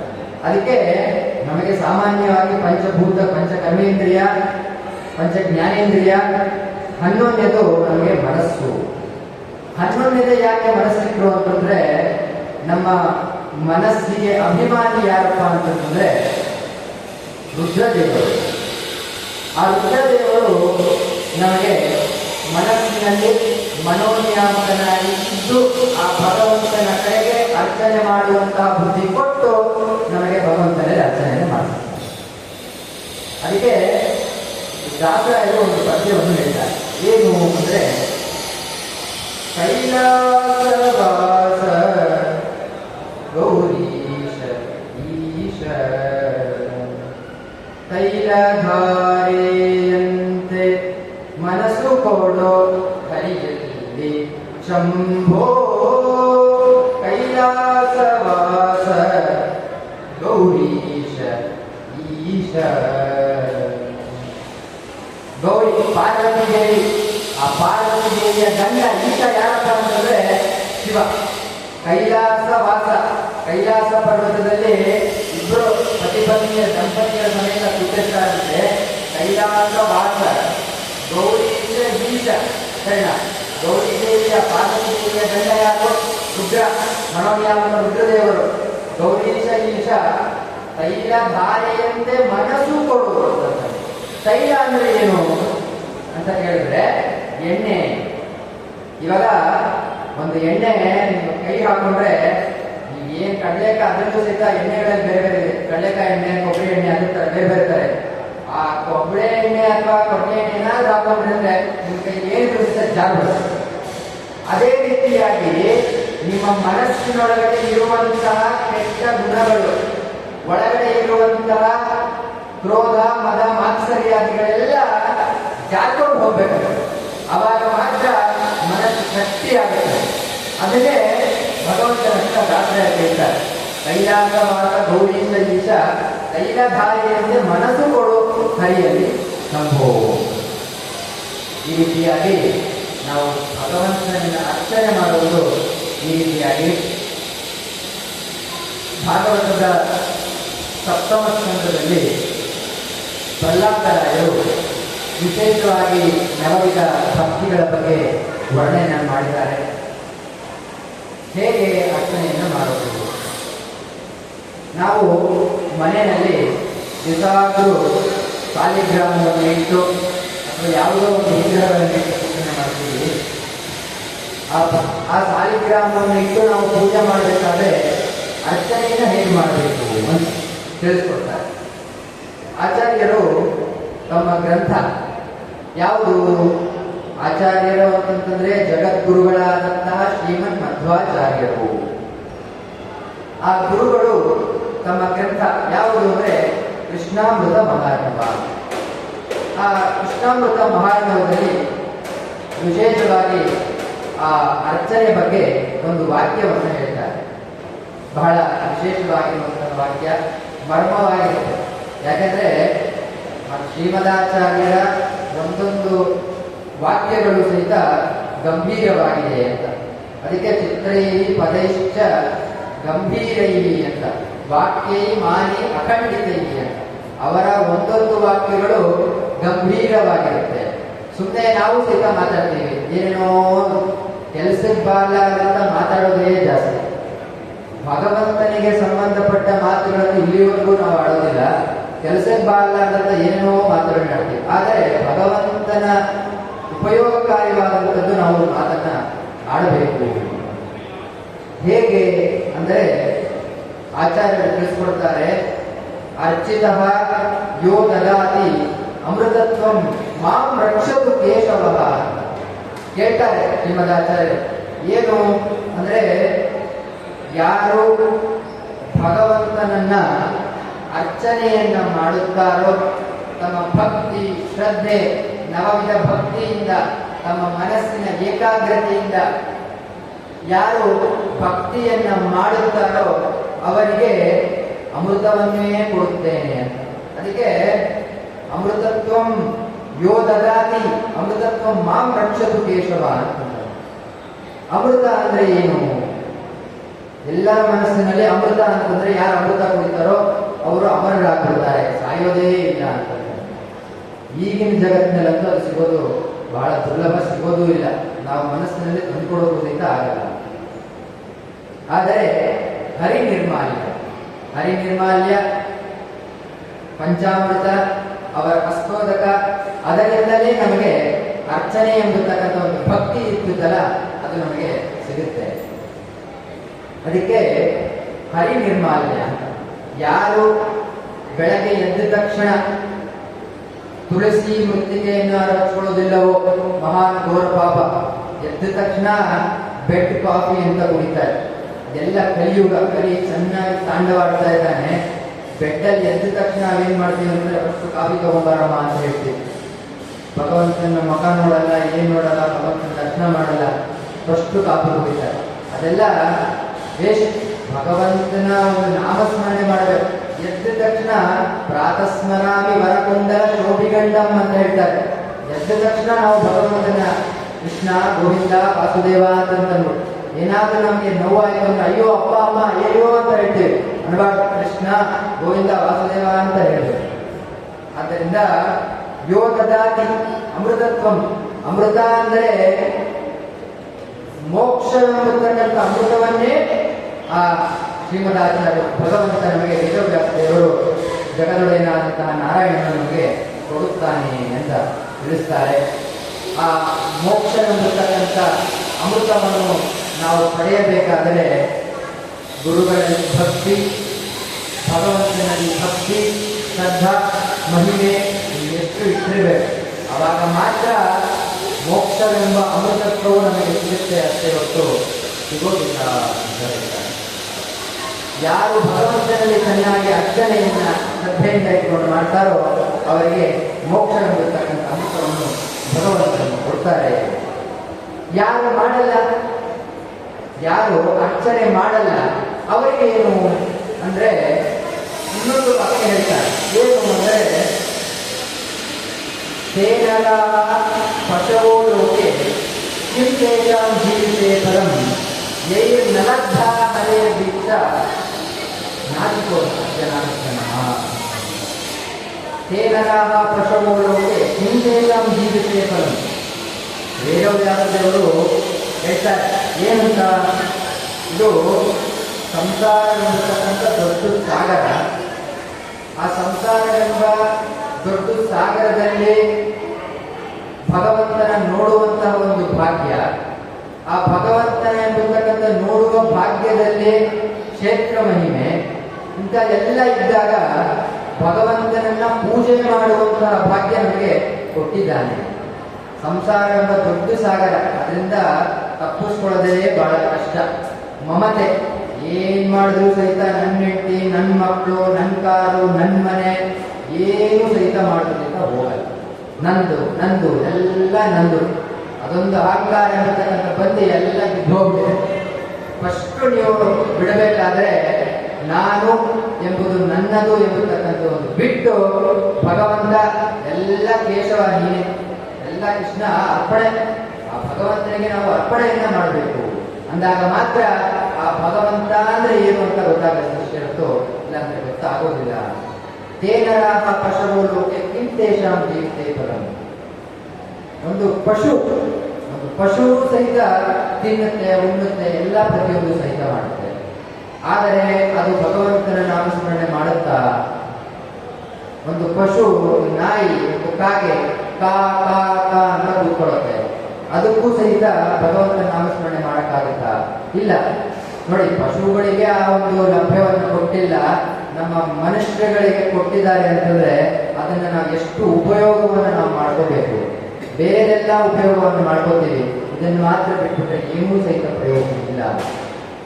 ಪಶುಗಳೆಂಬತಕ್ಕಂತೆ ಆಗ್ಬಿಡ್ತೀವಿ, ಅದು ಸಹಿತ ತಿನ್ನುತ್ತೆ, ಉಣ್ಣುತ್ತೆ, ಎಲ್ಲ ಮಾಡುತ್ತೆ. ನಾವು ಅದೇ ರೀತಿಯಾಗಿ ಬೆಳಗ್ಗೆ ತಕ್ಷಣ ತಿಂತೇವೆ, ಹೋಗ್ತೇವೆ, ಮಾಡ್ತೇವೆ, ಮಲಗ್ಬಿಡ್ತೀವಿ. ನಾವು ಪ್ರತಿ ದಿವಸ ಮಲಗಬೇಕಾದರೆ ನಾವು ನಮ್ಮ ಎದೆ ಮೇಲೆ ಇಟ್ಕೊಂಡು ಯೋಚನೆ ಮಾಡಿ, ಯಾರಾದರೂ ಸಹಿತ ಇವತ್ತು ನನಗೆ ಉಪಯೋಗವಾದಂತಹ ಕೆಲಸ, ಅಂದ್ರೆ ಉಪಯೋಗವಾದಂತಹ ಕೆಲಸ ಅಂತಂದ್ರೆ ಸುಮ್ಮನೆ ಕೆಲಸ, ದುಡ್ಡಿಗೆ ಆಸ್ತಿ ಬರುವಂತಹ ಅಥವಾ ದುಡ್ಡು ಬರುವಂತಹ ಕೆಲಸ ಅಲ್ಲ. ಹೇಳ್ತಾರೆ ಭಗವಂತನನ್ನ ನಾಮಸ್ಮರಣೆ ಮಾಡಿದ, ಭಗವಂತ ಎಂಬತಕ್ಕಂಥ ನಾಮಸ್ಮರಣೆ, ಅವನ ಪೂಜೆಯನ್ನು ಮಾಡಿದ. ಏನಾದರೂ ನಾವು ಎಲೆ ಮೇಲೆ ಕೈ ಇಟ್ಕೊಂಡು ಮಾಡಿದ್ರೆ ನಿಜವಾಗ್ಲೂ ಹೇಳ್ತೀವಿ ಬರಲ್ಲ. ನಾನು ಹೇಳ್ತೀನಿ, ನಾನು ಕೂಡ ಅಕಸ್ಮಾತ್ ಇಟ್ಕೊಂಡು ಮಲ್ಕೊಂಡ್ರೆ ನನಗೂ ಸಹಿತ ಬರಲ್ಲ. ಯಾಕೆ ಅಂತಂದ್ರೆ ಕಲಿಯುಗ ಅಂತ ಹೇಳಿ, ಕಲಿಯ ಆವೇಶ ಎಷ್ಟರಲ್ಲಿದೆ ಅಂತಂದ್ರೆ, ನೀವು ಭಗವಂತ ವಿಷ್ಣು ಕೇಶವ ಅಂತ ನಾಮಸ್ಮರಣೆ ಮಾಡಿದ್ರೆ ಮುಂದೆ ಕೆಲವೇ ನಿಮಿಷಗಳಲ್ಲಿ ಪಾಪಕರ್ಮವನ್ನು ಮಾಡಿ. ಅದಕ್ಕೆ ನಮಗೆ ವಿಶ್ವದಲ್ಲಿ ತಿಳಿಯಾದೇಶವಿರುವಂತೆ ಎಷ್ಟೋ ಪಾಪಕರ್ಮಗಳನ್ನು ನಾವು ಮಾಡ್ತೀವಿ, ಅದ್ರ ಮೇಲೆ ಗೊತ್ತಾಗಲ್ಲ ಅಷ್ಟೇ. ನೀವೇ ಅನ್ಕೊಂಡಿರ್ಬೋದು, ಎಲ್ಲರೂ ಅಂತಾರೆ ನಾನು ಏನು ಮಾಡಲ್ಲ, ನಮ್ಗೆಲ್ಲ ಗೊತ್ತು ಅಂತ. ಹೇಗೆ ನಿಮ್ಗೆಲ್ಲ ಗೊತ್ತು ಸಾಧ್ಯ? ನಿನ್ನೊಳಗಡೆ ನೀನು ಯಾವತ್ತಾರ ನೋಡಿದ್ಯಾ ನಾನು ಇಷ್ಟು ಮಾಡ್ತಾ ಇದ್ದೇನೆ ಅಂತ? ಕೆಲವರು ಇರ್ತಾರೆ ನಾನು ತಪ್ಪು ಮಾಡಿಲ್ಲ ಅಂತ, ಇನ್ನೊಬ್ಬರು ಇರ್ತಾರೆ ನಾನು ತಪ್ಪು ಮಾಡಿ ಇಲ್ವೋ ಅಂತ ನನಗೆ ಗೊತ್ತಿಲ್ಲ ಅಂತ. ಈ ರೀತಿ ಎರಡು ಕ್ಯಾಟಗರಿ. ಆದ್ದರಿಂದ ನಾವು ನಮ್ಮನ್ನ ಕನ್ಸಿಡರ್ ಮಾಡೋಕ್ಕಾಗಲ್ಲ. ನಾವು ನಮ್ಮೊಳಗಡೆ ನಿಂತು ಕನ್ಸಿಡರ್ ಮಾಡಬೇಕಾದ್ರೆ ಆ ಭಗವಂತ ಮಾತ್ರ ಸಾಧ್ಯ ಹೊರತು ಬೇರೆ ಯಾರು ನಮ್ಮನ್ನ ಕನ್ಸಿಡರ್ ಮಾಡೋಕ್ಕಾಗಲ್ಲ. ಅದಕ್ಕೆ ಯು ಆರ್ ಫಿಟ್ ಅಂತ ಹೇಳಬೇಕಾದ್ರೆ, ನೀನು ಫಿಟ್ನೆಸ್ ಆಗಿದೆಯಾ ಅಂತ ಹೇಳಬೇಕಾದ್ರೆ ಯಾವುದ್ರಲ್ಲಿ ಫಿಟ್ನೆಸ್? ಭಗವಂತ ನಾಮಸ್ಮರಣೆಯಲ್ಲಿ ಫಿಟ್ನೆಸ್ ಇದೆಯಾ ಅಂತ ಹೇಳಬೇಕಾದ್ರೆ ಅದು ಭಗವಂತ ಮಾತ್ರ ಸಾಧ್ಯ, ಅಷ್ಟೇ ಹೊರತು ಯಾರು ಸಹಿತ ಹೇಳಲಿಕ್ಕೆ ಆಗೋದಿಲ್ಲ. ಭಗವಂತನ ನಾಮಸ್ಮರಣೆ ಭಕ್ತಿ ಎಷ್ಟು ಪ್ರಬಲವಾಗಿದೆ. ಪ್ರತಿಯೊಬ್ಬರ ಜ್ಞಾನಿಗಳು ನಮಗೆ ತೋರಿಸ್ಕೊಟ್ಟಿದ್ದಾರೆ ಹೇಗೆ ನಾವು ಭಕ್ತಿಯನ್ನು ಮಾಡಬೇಕು. ಆ ರೀತಿಯಾಗಿ ಭಕ್ತಿಯನ್ನು ಮಾಡದೇ ಇದ್ರೆ ಎಲ್ಲವೂ ಸಹಿತ ಅಪ್ರಯೋಜಕ ಅಂತ ಹೇಳಿದ್ದಾರೆ. ಏಕಲಬ್ಧ ಹರೇ ದೀಕ್ಷಾ ನಾಚಿಕೋವ ಜನಾರ್ದನ ಅಂತ. ಏಕಲಬ್ಧ ಹರೇ ದೀಕ್ಷಾ, ನಿನಗೆ ಹರಿ ಎಂಬ ದೀಕ್ಷೆ ಬರುವುದಿಲ್ಲವೇ? ನಿನಗೆ ಹರಿ ಎಂಬ ದೀಕ್ಷೆ ಬರಬೇಕು ಅಂದ್ರೆ ಮಾತ್ರ ನೀವು ಜೀವನದಲ್ಲಿ ನಿಮಗೆ ಸಾಫಲ್ಯತೆಯು ಆಗುತ್ತೆ ಅಂತ ವೇದವ್ಯಾಸ ದೇವರು ಇನ್ನೊಂದು ಮಾತನ್ನ ಹೇಳ್ತಾರೆ. ವಿಶೇಷವಾಗಿ ಸಂಸಾರೇ ಯಸ್ಮಿನ್ ಮಹಾಘೋರೆ ಜನ್ಮ ರೋಗ ಭಯಾಕುಲೆ ಅಯಮೇಕೋ ಮಹಾಭಾಗಃ ಪೂಜ್ಯಕೀಯ ಅಧೋಕ್ಷಜ. ಏನ್ ಹೇಳ್ತಾರೆ ಅಂತಂದ್ರೆ, ಈ ಸಂಸಾರವೆಂಬ ಸಾಗರ, ದೊಡ್ಡ ಸಾಗರ, ಅದರಲ್ಲಿ ನಾವು ಮುಳುಗಿ ಹೋಗ್ಬಿಟ್ಟಿದ್ದೀವಿ. ಹೇಳಕ್ಕೆ ಯಾವುದೇ ರೀತಿಯ ಸಾಧ್ಯವೇ ಇಲ್ಲ. ಅದನ್ನ ಯಾರಾದರೂ ಅಂದ್ರೆ ಭಗವಂತನಿಂದಲೇ ಮಾತ್ರ ಸಾಧ್ಯ. ಅದಕ್ಕೆ ಇವೆಲ್ಲರೂ ಪ್ರತಿಯೊಬ್ಬರೂ ಸಹಿತ ನೋಡಿದಿರಿ. ವಾದಿರಾಜರಿಂದ ರಚಿತವಾದ ಗಜೇಂದ್ರ ಮೋಕ್ಷ. ಗಜೇಂದ್ರ ಮೋಕ್ಷ ಯಾರು ಹೇಳ್ಕೊಡ್ತಾರೆ? ಪ್ರತಿಯೊಬ್ಬ. ಅದಕ್ಕೆ ಗಜೇಂದ್ರ ಮೋಕ್ಷದಲ್ಲಿ ಆ ಮೊಸಳೆ ಏನಿತ್ತಲ್ಲ, ಆ 100 ವರ್ಷಗಳ ಹಿಂದೆ ಯಾವುದೋ ಒಂದು ಸ್ತೋತ್ರ, ನಾರಾಯಣನ ಸ್ತೋತ್ರ, ಪ್ರತಿಯೊಬ್ಬರು ತಮ್ಮದೇ ಆದಂಥ ಜೀವನದಲ್ಲಿ ಯಾವ್ದಾದ್ರೂ ಒಂದು ಸ್ತೋತ್ರವನ್ನು ಇಟ್ಕೋಬೇಕಾಗುತ್ತೆ. ಆ ಮೊಸಳೆ ಹಿಂದಿನ ಜನ್ಮದಲ್ಲಿ ಆ ಶ್ಲೋಕವನ್ನ ಪ್ರತಿನಿತ್ಯ ಪಠಣೆ ಮಾಡ್ತಾ ಇದ್ದಾನೆ ಆ ಒಬ್ಬ ಮನುಷ್ಯ. ಸರಿ, ಅದಾದ್ಮೇಲೆ ಒಂದು 100 ವರ್ಷ ಆದ್ಮೇಲೆ ಆ ಒಂದು ಶ್ಲೋಕ ಯಾವ ರೀತಿಯಾಗಿ ನಮಗೆ ಕಾಪಾಡುತ್ತೆ ಅಂತಂದ್ರೆ, ಮೊಸಳೆ ಮೇಲೆ ಕಮಲನಾಭನಾದಂತಹ ಭಗವಂತ ಏನು ಬಂದು ನಮಗೆ ಸಂಸಾರವೆಂಬ ಸಾಗರದಿಂದ ಎಳಿತಾನೆ ಆ ಮೊಸಳೆಯನ್ನ. ಎಲ್ಲ ಪ್ರತಿಯೊಂದು ಚಿತ್ರದಲ್ಲಿ ನೋಡಿದಿರಿ. ಆ ಮೊಸಳೆ ಇದು ಕೆರೆಯಲ್ಲಿ ಬಿದ್ದು ಒದ್ದಾಡ್ತಾ ಇರುತ್ತೆ, ನದಿನಲ್ಲಿ ಆನೆ ಬಿದ್ದು ಒದ್ದಾಡ್ತಾ ಇರುತ್ತೆ. ಆ ಆನೆಯನ್ನ ಎತ್ತುತ್ತಲ್ಲ ಭಗವಂತ, ಎತ್ತಿದಾನಲ್ಲ, ಹೇಗೆ ಎತ್ತಿದಾನೆ ಅಂದ್ರೆ ಆ ಎತ್ತೋದಕ್ಕೆ ಒಂದು ಉದಾಹರಣೆ ಕೊಡ್ತಾರೆ. ಹೇಗೆ ಎತ್ತಿದಾನೆ ಅಂತಂದ್ರೆ, ಸಂಸಾರವೆಂಬ ಸಾಗರದಿಂದ ಕಾಮಕ್ರೋಧ ಮದ ಮಾತ್ಸರ್ಯಾದಿಗಳಿಂದ ನಾನು ನಿಮ್ಗೆ ಎತ್ತುತ್ತೇನಪ್ಪ ಅಂತ ಅಂದ್ಬಿಟ್ಟು ಮೇಲಕ್ಕೆ ಎತ್ತುತ್ತಾನಂತೆ. ಮೇಲಕ್ಕೆ ಭಗವಂತ ಎತ್ತದ ಅಂತಂದ್ರೆ ಮೋಕ್ಷ ಕೊಟ್ಟ ಅಂತಾರೆ. ಅಷ್ಟು ಸಾಧನೆ ಆಗ್ಬೇಕಾದ್ರೆ ನಮಗೆ ಜನ್ಮಾಂತರ ಬೇಕು. ಇವಾಗಲೇ ನಾವೆಲ್ಲ ಈ ಕಲಿಯುಗದಲ್ಲೇ ಬಂದು ಇವಾಗಲೇ ಎಲ್ಲ ಮುಗಿಸ್ಕೊಂಡು ಇವಾಗಲೇ ನಮಗೆ ಮೋಕ್ಷ ಸಿಕ್ಬಿಡುತ್ತೆ ಅಂದ್ರೆ ಅದರಿಂದ ಸಾಧ್ಯ ಇಲ್ಲ. ನಮಗೆ ಚೆನ್ನಾಗಿ ಮೋಕ್ಷ ಸಿಗ್ಬೇಕು ಅಂತಂದ್ರೆ ಭಗವಂತನ ನಾಮ ಸ್ಮರಣೆ ಬಹಳ ಮುಖ್ಯವಾದದ್ದು. ಅದಕ್ಕೆ ಸಂಸಾರೇ ಅಸ್ಮಿನ್ ಮಹಾಘೋರವಾದಂಥದ್ದು ಸಂಸಾರ. ಸರಿನಾ? ಇದೆಲ್ಲ ಸಂಸಾರ. ಪ್ರತಿಯೊಬ್ಬ ಮನುಷ್ಯನಿಗೂ ಸಹಿತ ನಮ್ಗೆ ಹೆಂಡತಿ ಬೇಕು, ಮಕ್ಕಳು ಬೇಕು ಅಂತ ಇರುತ್ತೆ. ಆದ್ರೆ ಆ ಸಂಸಾರ ನಮ್ಮ ಮಹಾಘೋರ ಅಂತ ಯಾರಿಗೂ ಗೊತ್ತಿರಲ್ಲ. ಘೋರ ಅದರೊಳಗಡೆ ಬಿದ್ವಿ ಅಂದ್ರೆ ಒಂದ್ಸಲ ಮುಗೀತು. ಸಂಸಾರ ಎಂಬ ಚಕ್ರ ಹುಟ್ಟಿಸಲೇ, ಅದೇ ಹೇಳ್ತಾರೆ, ಹುಟ್ಟಿಸಲೇ ಬೇಡ ಇನ್ನು, ಹುಟ್ಟಿಸಿದ ಮಾತ್ರಕ್ಕೆ ಇನ್ನು ಇಷ್ಟು ಮಾತ್ರ ಬೇಡಿಕೊಂಬ ಶ್ರೀಕೃಷ್ಣನೇ. ಹೋಗಿ ಹುಟ್ಟಿಸೋದು ಹುಟ್ಟಿದ್ಯಾ, ಹುಟ್ಟಿಸಿದ್ಯಾ ಅಂತಂದ್ರೆ ನನಗೆ ಭಗವಂತನ ನಾಮಸ್ಮರಣೆಯನ್ನು ಕೊಡಮ್ಮ ಅಂತ ನಮಗೆ ಹೇಳ್ತಾರೆ. ಅದೇ ರೀತಿಯಾಗಿ ನಾವು ಚೆನ್ನಾಗಿ ಭಗವಂತನಲ್ಲಿ ನಾಮಸ್ಮರಣೆಯನ್ನ ಮಾಡಬೇಕು. ನಾಮಸ್ಮರಣೆ ಮಾಡಬೇಕಾದ್ರೆ ನಮ್ಮ ಮನಸ್ಸು ಏನಿದೆ, ಇಂದ್ರಿಯ ನಿಗ್ರಹ, ಆ ಮನಸ್ಸು ಏಕಾಗ್ರಚಿತ್ತವಾಗಿರಬೇಕು. ಅವಾಗ ಮಾತ್ರ ಸಾಧ್ಯ ಆಗುತ್ತೆ. ಜನ್ಮರೋಗೆ ಭಯಾಕುಲೆ ಅಂತ ಈ ಸಂಸಾರ ಇರ್ತಕ್ಕಂಥದ್ದು ಹೇಗಿದೆ ಅಂತಂದ್ರೆ, ಮೇಲೆ ಮೇಲೆ ಮೇಲೆ ರೋಗ ಬರುವಂಥದ್ದು, ಮೇಲೆ ಮೇಲೆ ಮೇಲೆ ಜ್ವರ ಬರುವಂಥದ್ದು. ಏನಾದ್ರೂ ಆಯ್ತು ಅಂದ್ರೆ ಬಿಪಿ ಶುಗರು, ಏನಾದ್ರೂ ಆಯ್ತು ಅಂದ್ರೆ ಯಾರಾದ್ರೂ ಹೋಗ್ತು ಅಂತಂದ್ರೆ ಬಿಪಿ ಶುಗರಿಂದ ಹೋದ. ಇಷ್ಟಾಗಿ ಆದ್ರೆ ಯಾರಾದ್ರೂ ಸಹಿತ ಭಗವಂತನನ್ನ ನಾಮಸ್ಮರಣೆಯನ್ನ ಮಾಡಿ ಹೋಗೋರು ಯಾರು ಇದ್ದಾರ? ಯಾರೂ ಇಲ್ಲ. ಹುಟ್ಟೋದು ಆಸ್ಪತ್ರೆನಲ್ಲೇ, ಸಾಯೋದು ಆಸ್ಪತ್ರೆನಲ್ಲೇ, ಬೀಳೋದು ಆಸ್ಪತ್ರೆ, ಎಲ್ಲ ಆಸ್ಪತ್ರೆ ಆಸ್ಪತ್ರೆ ಆಸ್ಪತ್ರೆ. ಏನು ಬಂದ ಪ್ರಯೋಜನ? ಅದಕ್ಕೆ ಸಂಕೀರ್ತಯೇ ಭಗವತ ಶರಣಾರವಿಂದನು ಅಂತ ನಾವು ಭಗವಂತನ ಹತ್ರ ರಾಯರತ್ರ ನಾವು ಬಂದಿದ್ದೀವಿ. ಎಲ್ಲರೂ ಪ್ರತಿಯೊಬ್ಬರು ಎಲ್ಲ ಭಕ್ತಾದಿಗಳು, ಭಕ್ತ ಮಹಾತ್ಮ ಸುಲೋಭನೆ. ಆ ಭಕ್ತರಾಗಿ ನಾವು ರಾಯರಲ್ಲಿ ಏನು ಕೇಳ್ಕೋಬೇಕು? ನನಗೆ ದುಡ್ಡು ಕೊಡಿ, ನನಗೆ ಕಾರ್ ಕೊಡಿ, ನನಗೆ ಮನೆ ಕೊಡಿ, ನನಗೆ ಹೆಂಡತಿ ಕೊಡಿ ಅಂತ ಕೇಳ್ಬೇಕಾ? ಆ ಕೇಳೋದಕ್ಕೆ ನೀವು ಮನೆಯಿಂದ ಖರ್ಚು ಮಾಡಿಕೊಂಡು ದುಡ್ಡು ಹಾಕೊಂಡು ಮಸಾಲೆ ಬರ್ಬೇಕಾ? ಏನ್ ಬರ್ತಾರೆ? ಏನ್ ಕೇಳಬೇಕು ರಾಯರ ಹತ್ರ ಅಂದ್ರೆ, ಆ ಭಗವಂತನಲ್ಲಿ ನಿರ್ಮಲವಾದಂತಹ ಭಕ್ತಿ. ಕೊನೆಯ ಕಾಲಿಗೆ ನಾವು ಸಾಯೋ ಮುನ್ನ ಆ ಭಗವಂತನನ್ನ ನಾಮಸ್ಮರಣೆಯನ್ನ ಕೊಡುವುದು. ಅದಕ್ಕೆ ಶ್ರೀನಿವಾಸ ಕಲ್ಯಾಣದಲ್ಲಿ ಅಜಾಮಿಳ ಎಲ್ಲರಿಗೂ ಸಿಕ್ಕಬೇಕು. ಅವನ ರುದ್ರನಾಗಿ ಬಹಳಷ್ಟು ಕೆಟ್ಟ ಕೆಲಸಗಳನ್ನು ಮಾಡ್ತಾನೆ. ಆದರೂ ಸಹಿತ ಅವನ ಹಿಂದಿನ ಜನ್ಮ ಪುಣ್ಯದಿಂದ ಅವನ ಸಾಯೋ ಕಾಲಕ್ಕೆ ನಾರಾಯಣ ಅಂತ ಹೇಳ್ತಾ ಇದ್ದಾನೆ, ಅವನಿಗೆ ಮೋಕ್ಷ ಭಗವಂತ ಕೊಡ್ತಾನೆ. ನಾವೆಲ್ಲರೂ ಸಹಿತ ರಾಯ ಹತ್ರ ಬಂದಿದ್ದೀವಿ, ವಿಜಯೇಂದ್ರ ಹತ್ರ ಬಂದಿದ್ದೀವಿ, ವಾಲಿಂದ್ರ ಹತ್ರ ಬಂದಿದ್ದೀವಿ ಅಂತಂದ್ರೆ ದೊಡ್ಡ ದೊಡ್ಡ ಮಹಾಶಿರೋಮಣಿಗಳು, ಮಹಾ ಸನ್ಯಾಸಿಗಳಾದಂತಹ ಮಹಾ ಚಕ್ರವರ್ತಿಗಳು. ಅವರಲ್ಲಿ ನಾವು ಏನು ಕೇಳಬೇಕಪ್ಪ ಅಂತಂದ್ರೆ, ಸಾಯೋ ಮುನ್ನ ನಮಗೆ ಆ ಭಗವಂತ ಎಂಬತಕ್ಕಂಥ ನಾಮಸ್ಮರಣೆಯನ್ನ ಕೊಡಪ್ಪ ಅಂತ ಕೇಳಬೇಕು. ಸುಮ್ಮನೆ ಏನೋ ಆಯಾರಾಮ್ ಗಯಾರಾಮ್ ಅಂತ ಹೋದ್ರೆ, ಇವತ್ತು ರಾಯರಿಗೆ ಬರ್ತೀವಿ, ರಾಯರ ಪ್ರಸ್ತೋದ ತಿಂತೀವಿ, ತೀರ್ಥವನ್ನು ಹೋಗ್ತೀವಿ, ಮತ್ತೆ ಹೋಗ್ತೀವಿ, ಮತ್ತೆ ಮನೆಯಿಂದ ಮುಂದಿನ ವರ್ಷ ಮಂತ್ರಾಲಯ ಬರ್ತೀವಿ. ಇದೇ ರೀತಿಯಾಗಿ ಆಯಾರಾಮ್ ಗಯಾರಾಮ್ ಆಯ್ತು ಅಂತಂದ್ರೆ ಏನೂ ಸಹಿತ ಪ್ರಯೋಜನ ಇಲ್ಲ. ಏನಾದ್ರೂ ಕೇಳಬೇಕು ಭಗವಂತನಲ್ಲಿ. ಬಿಸಾಗಲು ನಾವು ಭಗವಂತನ ಮುಂದೆ ದೀಪ ಹಚ್ಚಿಟ್ಟು ಯಾವತ್ತಾರ ನಾವು ಮನಸ್ಸಿನಿಂದ ಹತ್ತಿದೀವ? ತಂದೆ ತಾಯಿಗಳ ಮುಂದೆ ಯಾವತ್ತಾರ ಅಪ್ಪ ನೀನ್ ಜನ್ಮ ಕೊಟ್ಟಿದ್ಯಪ್ಪ ಅಂತ ಯಾವತ್ತಾರ ಹತ್ತಿದೀವ ನಾವು? ಯಾರು ಸಹಿತ ಹತ್ತಿಲ್ಲ. ನಾವು ಸುಮ್ಮನೆ ಹೊಡ್ಕೋಬೇಕಷ್ಟೇ, ನಮ್ಮ ತಂದೆ ನಮ್ಮ ಅಮ್ಮ ಅಂತಂದು. ಅವರ ಉಪಕಾರ ಸ್ಮರಣೆಯನ್ನು ಯಾರಾದರೂ ಮಾಡಿದ್ದೀರಾ? ನಮ್ಮ ತಂದೆ ತಾಯಿ ಎಷ್ಟು ನಮಗೆ ಋಣವನ್ನು ಕೊಟ್ಟು ಹೋಗಿದ್ದಾರೆ, ಎಷ್ಟು ಜನ್ಮ ಕೊಟ್ಟು ಒಬ್ಬ ತಾಯಿ ಒಂದು 9 ತಿಂಗಳು ಗರ್ಭದಲ್ಲಿ ಇಟ್ಕೊಂಡು ಜನ್ಮ ಕೊಡ್ತಾಳೆ, ಎಷ್ಟು ತೊಂದರೆಗಳನ್ನ ಹಾಕಿ ಒಂದು ಪರಿಹರಿಸ್ತಾಳೆ ಅಂತಂದ್ರೆ ಅದು ನಮಗೆ ಗೊತ್ತಿರಲ್ಲ, ತಾಯಿಗೆ ಮಾತ್ರ ಗೊತ್ತಿರುತ್ತೆ.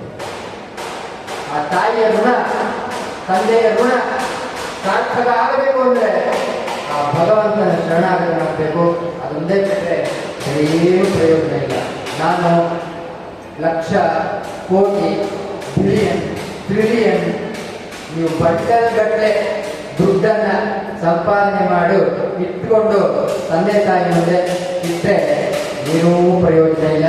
ಅದರಿಂದ ಖುಷಿ ಆಗೋದೂ ಇಲ್ಲ, ಅದರಿಂದ ಅವರಿಗೆ ಸಭ್ಯತೆಯೂ ಸಿಗೋದಿಲ್ಲ. ಭಗವಂತನ ನಾಮಸ್ಮರಣೆ ಒಂದೇ ನಮಗೆ ಪಾರು ಮಾಡೋದ್ರಿಂದ ಅಂತ ವಿಶೇಷವಾಗಿ ಪ್ರಹ್ಲಾದರಾಜರು ನಮ್ಗೆ ಹೇಳ್ಕೊಟ್ಟಿದ್ದಾರೆ. ಅದನ್ನೆಲ್ಲ ನಾವು ಮತ್ತೆ ನೆರವೇರಿಸ್ಕೋಬೇಕು. ಇವಾಗ ಏನಾದರೂ ನೀವು ಓದ್ತೀರಿ, ಚೆನ್ನಾಗಿ ಓದುತ್ತೀರ, ಆ ಓದಿದ್ದನ್ನ ನಿಮಗೆ ಮತ್ತೆ ನೆನಪು ಬರಬೇಕು ಅಂದ್ರೆ ಏನ್ ಮಾಡ್ತೀರಿ? ನೀವು ರಿವೈಸ್ ಮಾಡ್ತೀರಾ. ಆ ರಿವೈಸ್ ಮಾಡಿದ್ರೆ ತಾನೇ ನಿಮಗೆ ಓದಿದ್ದನ್ನ ಅಲ್ಲಿ ಎಕ್ಸಾಮ್ ಅಲ್ಲಿ ಬರೆಯಕ್ಕಾಗೋದು. ಅದೇ ರೀತಿಯಾಗಿ ಭಗವಂತ ಕೊಟ್ಟಿರುವಂತಹ ಈ ಜನ್ಮ, ತಂದೆ ತಾಯಿ ಕೊಟ್ಟಿರುವಂತಹ ಈ ಜನ್ಮ, ಈ ಒಳ್ಳೆ ಸದ್ಗುಣವಾದಂತಹ ಶರೀರ, ಇದೆಲ್ಲವೂ ಸಹಿತ ಒಳ್ಳೆ ಮಾಡ್ಬೇಕಾದ್ರೆ ನಾವು ರಿವೈಸ್ ಮಾಡ್ಕೋಬೇಕು. ಹೇಗೆ ರಿವೈಸ್ ಮಾಡ್ಕೋಬೇಕು ಅಂತಂದ್ರೆ, ಕೊಟ್ಟಿದ್ದಾನಪ್ಪ, ಏನೋ ಒಂದು ಜನ್ಮ ಕೊಟ್ಟಿದ್ದಾನೆ, ಮುಂದೆ ಯಾವ ಜನ್ಮ ಸಿಗ್ತು ಹೇಳಕ್ಕಾಗಲ್ಲ. ಕತ್ತೆ ಜನ್ಮ ಸಿಗ್ಬೋದು, ನಾಯಿ ಜನ್ಮ ಸಿಗ್ಬೋದು, ಹಂದಿ ಜನ್ಮ ಸಿಗ್ಬೋದು, ಹೇಳಕ್ಕಾಗಲ್ಲ. ಯಾರಿಗೆ ಏನ್ ಜನ್ಮ ಸಿಗುತ್ತೆ ಅಂತ ಗೊತ್ತಿರುತ್ತೆ? ನಮ್ಗೆ ಯಾರಿಗೂ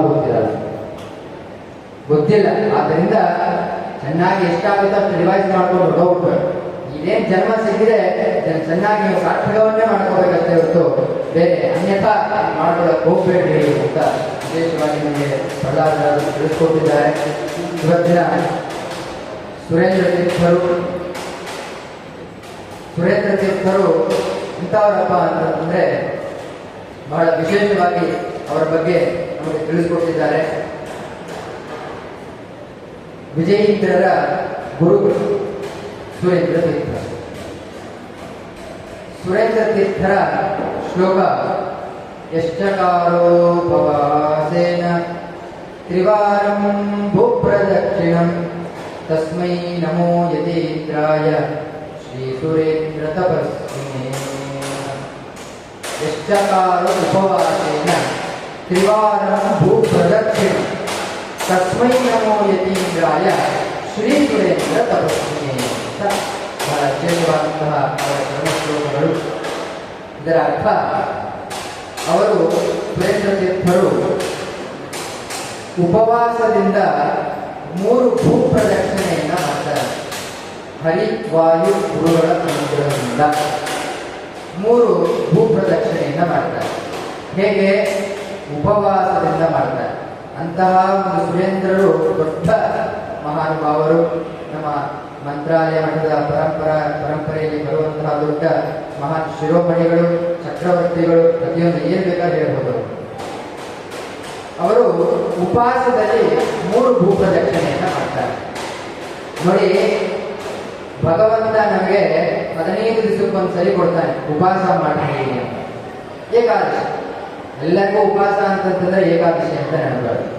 ಆ ಏಕಾದಶಿನಲ್ಲಿ ನಾವೇನಾದ್ರೂ ತಿಂದು ಈ ಕಾಲವನ್ನ ವ್ಯರ್ಥವನ್ನ ಮಾಡಿಬಿಟ್ರೆ ಏನ್ ಬಂತು ಪ್ರಯೋಜನ? ಅದಕ್ಕೆ ಉಪವಾಸವನ್ನು ನಾವು ಮಾಡಬೇಕು.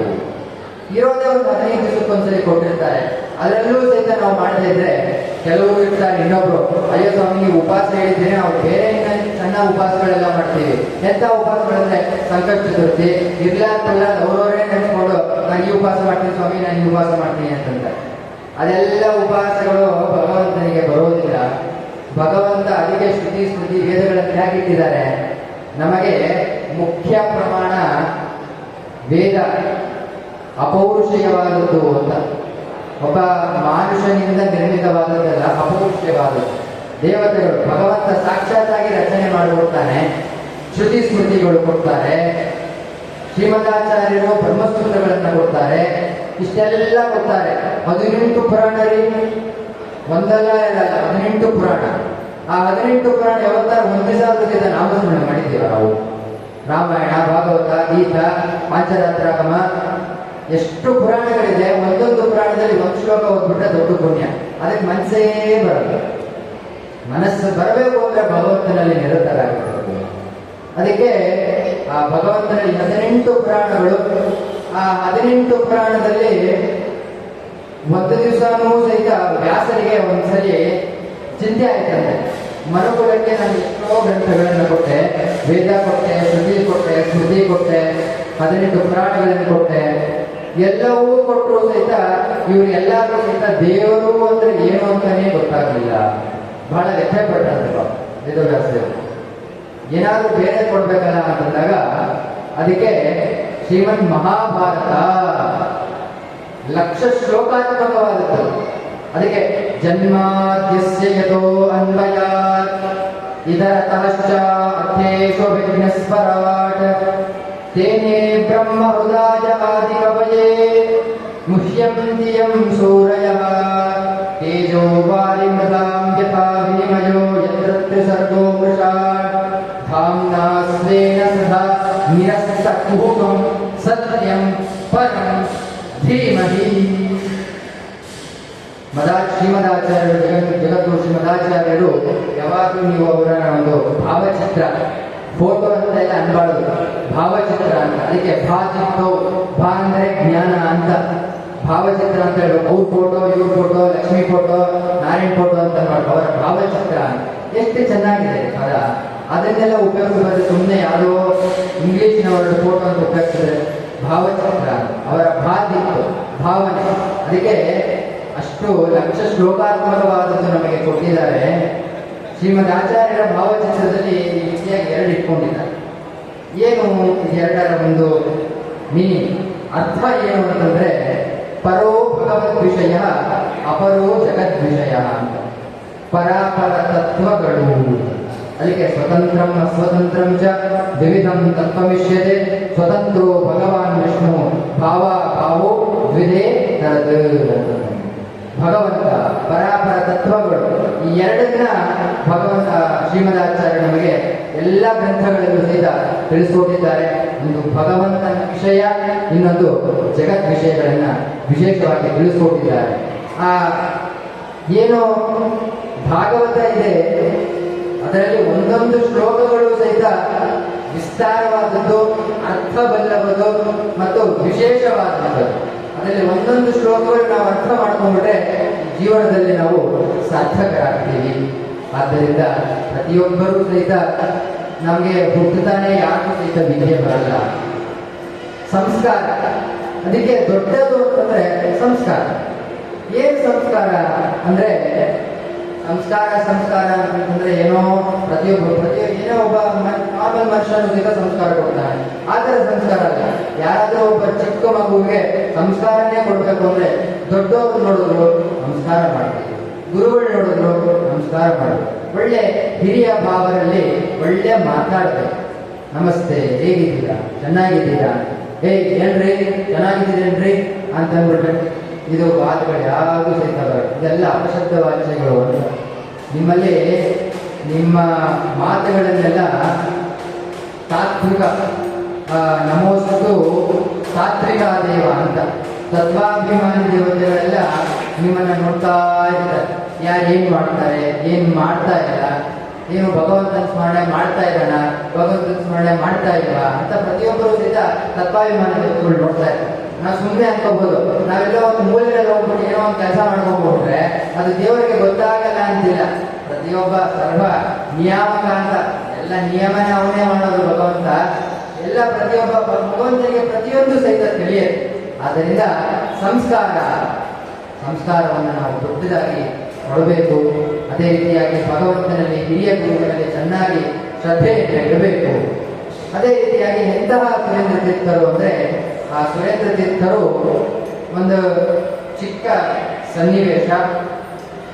ಯಾವ ಸನ್ನಿವೇಶ ಅಂತಂದ್ರೆ, ಒಂದು ಸರಿ ವ್ಯಾಸರಾಜರು ಪೂಜೆಗೆ ಕೂತಿರ್ತಾರೆ, ಸಂಸ್ಥಾನ ಪೂಜೆ. ಹೇಗೆ ಸಂಸ್ಥಾನ ಪೂಜೆಯಲ್ಲಿ ಕೂತಿರ್ತಾರೋ, ಇವಾಗ ನಮ್ಮ ಸುರೇಂದ್ರ ತೀರ್ಥಗಳನ್ನು ನೋಡ್ತಾರೆ, ಎಲ್ಲ ಸಂಸ್ಥಾನ ಪೂಜೆಯಲ್ಲಿ ಹೇಗೆ ಕೂತಿರ್ತಾರೋ ಅದೇ ರೀತಿಯಾಗಿ ವ್ಯಾಸರಾಜರು ಒಂದು ಸರಿ ಪೂಜೆಯಲ್ಲಿ ಕೂತಿರ್ತಾರೆ. ಆ ಪೂಜೆಯಲ್ಲಿ ಕುಳಿತಿರ್ಬೇಕಾದ್ರೆ ಎಲ್ಲರೂ ಸಾಮಾನ್ಯವಾಗಿ ಒಬ್ಬ ಶಿಷ್ಯ ತುಳಸಿಯನ್ನ ತಂದುಕೊಡ್ತಾನೆ. ಪ್ರತಿ ದಿವಸನೂ ಸಹಿತ ಒಬ್ಬ ಶಿಷ್ಯ ಅವನ ಕೆಲಸ ಅದೇ, ತುಳಸಿ ತಂದ್ಕೊಡೋದಷ್ಟೇ, ಬೇರೆ ಇನ್ನೇನೂ ಇಲ್ಲ. ತುಳಸಿ ತಂದ್ಕೊಡೋದು ಪೂಜಾ ಟೈಮಲ್ಲಿ ಅವರ ಗುರುಗಳ ಶುಶ್ರೂಷವನ್ನು ಮಾಡೋದು ಅಷ್ಟೇ ಕೆಲಸ. ಆ ಪೂಜೆಯ ಸಮಯದಲ್ಲಿ ತುಳಸಿಯನ್ನ ತಂದಿಡ್ತಾನೆ. ವ್ಯಾಸರಾಜರು ಭಗವಂತನಿಗೆ ಇನ್ನೇನು ತುಳಸಿಯನ್ನ ಅರ್ಚನೆ ಮಾಡಬೇಕು, ಯಾರು ತಂದಿದ್ದು ಅಂತ ಕೇಳ್ತಾರೆ. ಈ ತುಳಸಿಯನ್ನು ಯಾರು ತಂದಿದ್ದು? ಶಿಷ್ಯ ಅಂತಾನೆ, ಅಯ್ಯೋ ಇವ್ರ ಅಮ್ಮ ಏನಪ್ಪ ಹಿಂಗೆ ಸ್ವಾಮಿಗಳು ಸಿದ್ಧ ಮಾಡ್ಕೊಂಡ್ಬಿಟ್ಟಿದ್ದೆ, ನಾನೇನು ತಪ್ಪು ಮಾಡೋದು ಅವ್ನು ಫುಲ್ ಭಯ. ಸರಿನಾ, ನಾನೇನು ತಪ್ಪು ಮಾಡ್ಬಿಟ್ರು ಅಂತ ಅವನ ಭಯ. ನಾನೇ ಸ್ವಾಮಿ ಅಂತ. ಏನು ನಿರ್ಮಾಲ್ಯ ತಂದಿದೆಯಲ್ಲ ಅಷ್ಟು ಗೊತ್ತಾಗಲ್ಲ ನಿಮಗೆ ಅಂತ. ಯಾರು? ದಾಸರಾಜ. ನಿರ್ಮಾಲ್ಯ ತಂದಿದೆಯಲ್ಲೋ ತುಳಸಿನಲ್ಲಿ. ಹೆದರ್ಕೊಂಡು ಪಾಪ ಆ ವ್ಯಾಸರಾಜರ ಹತ್ರ ಹೇಳ್ತಾನಂತೆ, ಇಲ್ಲ ಸ್ವಾಮಿ, ನಾನು ತುಳಸಿಯನ್ನೇ ತಂದಿದ್ದು, ಪ್ರತಿ ದಿವಸ ನಾನು ಯಾವ ತುಳಸಿ ವನದಿಂದ ತರ್ತೀನಿ ಅದೇ ತುಳಸಿ ವನದಿಂದಲೇ ನಾನು ಶ್ರೀ ಮೂಲರಾಮದೇವರಿಗೆ ನಾನು ತಂದಿರೋದು. ಆಯ್ತು, ನೀನೆಲ್ಲ ತುಳಸಿ ತಂದೆ, ಅಲ್ಲಿ ಯಾರು ಕೂತಿದಾರ ಅಂತ ಏನಾದ್ರು ನೋಡಿದ್ಯಾ ಅಂತಂದ್ರು. ಸ್ವಾಮಿ ನಾನೇನು ನೋಡ್ಲಿಲ್ವಲ್ಲ ಅಂದ್ರೆ, ಕರೆಕ್ಟಾಗಿ ಜ್ಞಾಪಿಸ್ಕೊಂಡು ಹೇಳು ಅಂತ ಹೇಳಿದ್ರೆ, ಅದಕ್ಕೆ ಹೌದು ಸ್ವಾಮಿ, ಒಬ್ರು ಕೂತಿದ್ರು, ಅದು ಯಾರೋ ಸುಮ್ಮನೆ ತಪಾಸ್ ಮಾಡ್ಕೊಂಡು ಕೂತಿದ್ರು, ನಾನು ಯಾರೋ ಅಂತ ಅನ್ಕೊಂಡು ಸುಮ್ಮನೆ ಅನ್ಕೊಂಡು ಬಂದೆ. ಆವಾಗ ಹೋಗಿ ನೋಡು, ಅವರು ದೊಡ್ಡ ಮಹಾಜ್ಞಾನಿಗಳು ಅಂತಂದ್ರು. ಸರಿ ಆಯ್ತು, ಸುರೇಂದ್ರ ತೀರ್ಥರು ಅವರೇ ಮಹಾನುಭಾವರು. ಯಾರಪ್ಪ? ಸುರೇಂದ್ರ ತೀರ್ಥರು. ಆ ಸುರೇಂದ್ರ ತೀರ್ಥರು ಹೇಗೆ ತುಳಸಿಯನ್ನು ಅರ್ಚನೆ ಮಾಡಬೇಕು? ಈಗಿನ ಕಾಲದಲ್ಲಿ ನಮಗೆ ಹೂವ, ಹಾರ, ಕಮಲ ಹೂವ, ರೋಸ್ ಹೂವ ಇವನ್ನೆಲ್ಲ ತಂದಿಟ್ಟರು ಸಹಿತ ಭಗವಂತನಿಗೆ ನೆಟ್ಟಿಗೆ ಏರ್ಸಕ್ಕೆ ಬರುವುದಿಲ್ಲ. ಅಂತದ್ರಲ್ಲಿ ಅವರಿಗೆ ಏರ್ಸಿದ್ರು, ಭಗವಂತ ಕಿತ್ತಿಲ್ಲ, ಮಾಡಿಲ್ಲ, ಹೇಗೆ ಏರ್ಸಿದ್ರು? ಮೂಲರಾಮದೇವರಿಗೆ ಯಾವ ರೀತಿಯಾಗಿ ಸಮರ್ಪಣೆಯನ್ನು ಮಾಡಿದ್ರು ಅಂತ ನೋಡಿ. ಇದರಿಂದ ನಮಗೆಲ್ಲ ಒಂದು ಪಾಠ, ಒಂದೊಂದು ಕಥೆಗಳಿಂದಲೂ ಸಹಿತ ನಮಗೆ ಪಾಠನೇ ಹೇಳ್ಬೋದು. ಸತ್ಸಿದ್ಧಾಂತದಲ್ಲಿ ಬರುವಂತಹ ಪ್ರತಿಯೊಂದು ಕಥೆಗಳು ಸಹಿತ ನಮ್ಮ ಜೀವನಕ್ಕೆ ಬೇಕಾದವು. ಸುರೇಂದ್ರ ತೀರ್ಥರು ಅವರಿಗೆ ಹೆಸರು, ಏನ್ ಹೆಸರು ಅಂದ್ರೆ ಮಾನಸ ಧುರಂಧರರು. ಮಾನಸ ಧುರಂಧರರು ಅಂದ್ರೆ ಏನು? ಅವರು ಹೇಗಿದ್ರಂತಪ್ಪ ಅಂದ್ರೆ, ಮನಸ್ಸಿನಲ್ಲಿ ಮನೋನಿಯಾಮಕನಾದಂತಹ ಒಳಗಡೆ ಹೃದ್ ಕಮಲದಲ್ಲಿ ಇರುವಂತಹ ಭಗವಂತನಿಗೆ, ಭಗವಂತ ನಿನಗೆ ಇವೆಲ್ಲ ತುಳಸಿಯೆಲ್ಲ ನಿನಗೆ ಅರ್ಪಣೆಯಪ್ಪ ಅಂತ ಅಂದ್ಬಿಟ್ಟು ಅರ್ಪಣೆ ಮಾಡ್ತಿದ್ದಾರೆ. ಮಾನಸ ಪುರಂದರರು ಅಂತ ನೋಡಿ. ಮನಸ್ಸಿನಲ್ಲೇ ಅವರು ಇಡೀ ತುಳಸಿ ವನವನ್ನ ಅರ್ಪಣೆ ಮಾಡ್ತಿದ್ರಂದ್ರೆ ಎಷ್ಟು ದೊಡ್ಡ ಮಹಾ ಅಪರೋಕ್ಷ ಜ್ಞಾನಿಗಳು, ಮಹಾಜ್ಞಾನಿಗಳು ಅಂತ ನಾವು ತಿಳ್ಕೋಬೇಕು. ಅದಕ್ಕೆ ನಾವು ಏನೇ ತುಳಸಿ ತರಲಿ ಶ್ರದ್ಧೆಯಿಂದ ಭಕ್ತಿಯಿಂದ ನೋಡಿ, ಅಲ್ಲಿ ಅಕ್ಕಪಕ್ಕದಲ್ಲಿ ಏನಿದೆ ಅಂತ ನೋಡಿ ಭಗವಂತನಿಗೆ ಸಮರ್ಪಣೆ ಮಾಡಬೇಕಷ್ಟೇ ಹೊರತು ಸುಮ್ಮನೆ ಏನೋ ತಂದೆ ಏರಿಸ್ಬಿಟ್ವಿ ಅಂತಂದ್ರೆ ಭಗವಂತ ತಗೊಳ್ಳಲ್ಲ. ಏನೇ ಮಾಡಲಿ ನಿನ್ನ ಭಕ್ತಿಯಿಂದ ಸತ್ಯ ನಾನು ಅಕ್ಸೆಪ್ಟ್ ಮಾಡ್ಕೊತೀನಿ, ಇಲ್ಲ ಅಂದ್ರೆ ರಿಜೆಕ್ಟ್ ಮಾಡಬೇಕು.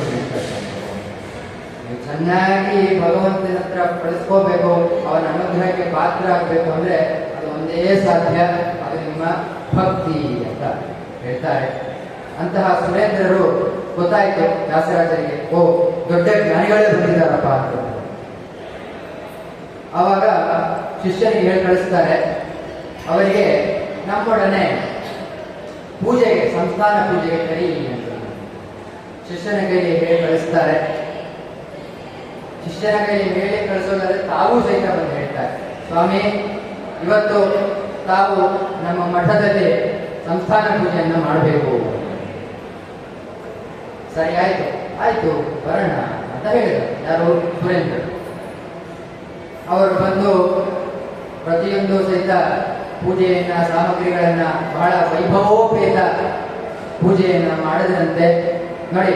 ಪೂಜೆಯನ್ನ ನಾವು ಮಾಡೋದು ಕಲಿಬೇಕಾದ್ರೆ ಸುರೇಂದ್ರ ತೀರ್ಥರಿಂದ. ನಮಗೆ ಪೂಜೆ ಮಾಡೋದೇ ಗೊತ್ತಿಲ್ಲ, ಸುಮ್ಮನೆ ಪೂಜಾ ಏನೋ ತಚ್ಚಯ್ಯೋ ರಾಮಣೀಮಯ ಗಾತು ಯಜ್ಞಾಯ ಗಾತು ಯಜ್ಞಪತಯೇ ಮುಗಿದ್ ಮಹಾಭಿಷೇಕ ಮುಗ್ದೋಯ್ತು. ಅಹಂ ರುದ್ರೇ ಬಿಟ್ಟು ವಿತ್ತರಾಮಿ ವಿಶ್ವದೇವೈಹಿ ನಿರ್ಮಾಲ್ಯ ಮುಗ್ದೋಯ್ತು. ಗಂಧದ್ವಾರಾಂಬುರಾದರ್ಶಾಂ ನಿತ್ಯಪುಷ್ಟಾಂಬರೀಷಿಣಿ ಗಂಧ ಏರ್ಸಾಯ್ತು. ಯೋ ಮಾಂ ಪುಷ್ಪಂ ವೇದ ಪುಷ್ಪವಾನ್ ಪ್ರಜಾಮಹಾನ್ ಪುಷ್ಪವಾನ್ ಭವತಿ ಹೂವೇಸಿದ್ ಮುಗೀತು. ಆಯ್ತು, ಅದಾದ್ಮೇಲೆ ಮಂಗಳಾರತಿ ಮಾಡ್ತೀವಿ, ನೈವೇದ್ಯ ಮಾಡ್ತೀವಿ, ಮಹಾಮಂಗಳಾರತಿ ಕ್ಲೋಸ್. 15 ನಿಮಿಷ ಪೂಜಾ ಕ್ಲೋಸ್. ಪೂಜೆ ಮಾಡ್ತಿದ್ರೆ 3 ಅವರ್ 4 ಅವರ್ ಮಾಡ್ತಿದ್ರಂತೆ. ಅಲ್ಲ, ಈಗಿನ ಕಾಲದಲ್ಲೆಲ್ಲ ಯಾರು ಕುತ್ಕೊಳ್ಳಿಕ್ಕೆ ಆಗಲ್ಲ. ಆಚಾರ್ಯ ನಮಗೆ ಕುತ್ಕೊಳ್ಳೋದಕ್ಕಾಗಲ್ಲ, ಏನ್ ಮಾಡೋದು ಅಂತ. ಅದಕ್ಕೆ ಮೊದಲು ನೀವು ಚೆನ್ನಾಗಿ ಪೂಜೆಯನ್ನ ಮಾಡಿದ್ರೆ ಭಗವಂತ ನಿಮಗೆ ಈ ಸ್ಥಿತಿ ಕೊಡ್ತಾನೆ ಇರಲಿಲ್ಲ. ಅದಕ್ಕೆ ಮೊದಲು ಭಗವಂತ ನಾಮಸ್ಮರಣೆ ಮಾಡಿ ಚೆನ್ನಾಗಿ ಅವನ ಸದ್ಗುಣಗಳನ್ನ ಆರಿಸಿ ಭಜನೆ ಮಾಡಿ ಅವನ್ನ ಚೆನ್ನಾಗಿ ಪೂಜೆಯನ್ನ ಮಾಡಿದ್ರೆ ಈ ಪರಿಸ್ಥಿತಿ ಬರ್ತಿತ್ತು, ನಿಮಗೆ ಬರ್ತಿಲ್ಲ.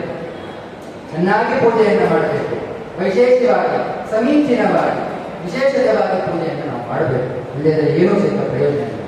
ಸುರೇಂದ್ರರು ಪೂಜೆಯನ್ನ ಮಾಡದಂತೆ ವ್ಯಾಸರಾಜರಲ್ಲಿ ವಿಶೇಷವಾಗಿ 24 ಸನ್ಯಾಸಿಗಳು ಅವರು ಆಶ್ರಮ ಕೊಟ್ಟಿರತಕ್ಕಂಥ ಆಶ್ರಮ 24 ಜನ. ಯಾರು ಅಂತಂದ್ರೆ ಕೇಶವಾದಿ ಚತುರ್ವಿಂಶತಿ ನಾಮಗಳಿಂದ ಅವರು 24 ಜನಗಳಿಗೆ ಆಶ್ರಮವನ್ನು ಕೊಟ್ಟಿದ್ದರು. ಕೇಶವ ತೀರ್ಥ, ನಾರಾಯಣ ತೀರ್ಥ, ಮಾಧವ ತೀರ್ಥ, ಗೋವಿಂದ ತೀರ್ಥ ಅಂತಂದರು. ಅದರಲ್ಲಿ ವಿಷ್ಣು ತೀರ್ಥರು ಅಂತಂದರು. ಆ ವಿಷ್ಣು ತೀರ್ಥರೇ ವಿಜೇಂದ್ರರಾಗಿ ಬಂದರು. ಪೂಜೆ ಎಲ್ಲ ಮುಗಿದು ಹಿಂದಿನ ದಿವಸ ಏಕಾದಶಿ ಇತ್ತು. ಏಕಾದಶಿ ಆದ್ರೆ ಇನ್ನೇ ದ್ವಾದಶಿ ಪಾರಣೆಯನ್ನ ಮಾಡಬೇಕು. ಎಲ್ಲ ಪ್ರತಿಯೊಂದು ಸಹಿತ ಪಾದ್ಯ ಪ್ರತಿಯೊಂದು ಸಹಿತ ಎಲ್ಲ ಆಯ್ತು. ಭಗವಂತನ ಪೂಜೆ ಆಯ್ತು, ಮಹಾಮಂಗಳಾರತಿ ಆಯ್ತು, ವಸ್ತೋದಕ ಆಯ್ತು. ಇನ್ನೇನು ಎಲ್ಲ ಬಡಿಸಿದ್ದಾರೆ, ಆಪೋಷಣ ತಗೋಬೇಕು, ನಿಲ್ಲಿಸ್ಬೇಕು. ಯಾಕೆ ನಿಲ್ಲಿಸಿದ್ರು? ಎಲ್ಲರೂ ಒಂಥರ ಆಶ್ಚರ್ಯಚಕಿತರ ಅಲ್ಲಿರುವಂತವ್ರ ಶಿಷ್ಯರು. ಯಾಕಪ್ಪ ಸ್ವಾಮಿಗಳೆಲ್ಲ ಊಟ ನಿಲ್ಲಿಸ್ಬಿಟ್ರು, ಏನಾಯ್ತು, ನಾವೇನು ತಪ್ಪು ಮಾಡ್ಬಿಟ್ಟ ಅಂತ. ಅದಕ್ಕೆ ಸುರೇಂದ್ರ ತೀರ್ಥರಂತೆ ನಿಮ್ಮಲ್ಲಿ ಒಬ್ಬ ವಿಷ್ಣು ತೀರ್ಥ ಎನ್ನುತಕ್ಕಂಥ ಒಬ್ಬ ಇದ್ದಾನೆ. ಅವನನ್ನ ನಮಗೆ ನೀವು ದಾನವನ್ನು ಕೊಡಬೇಕು.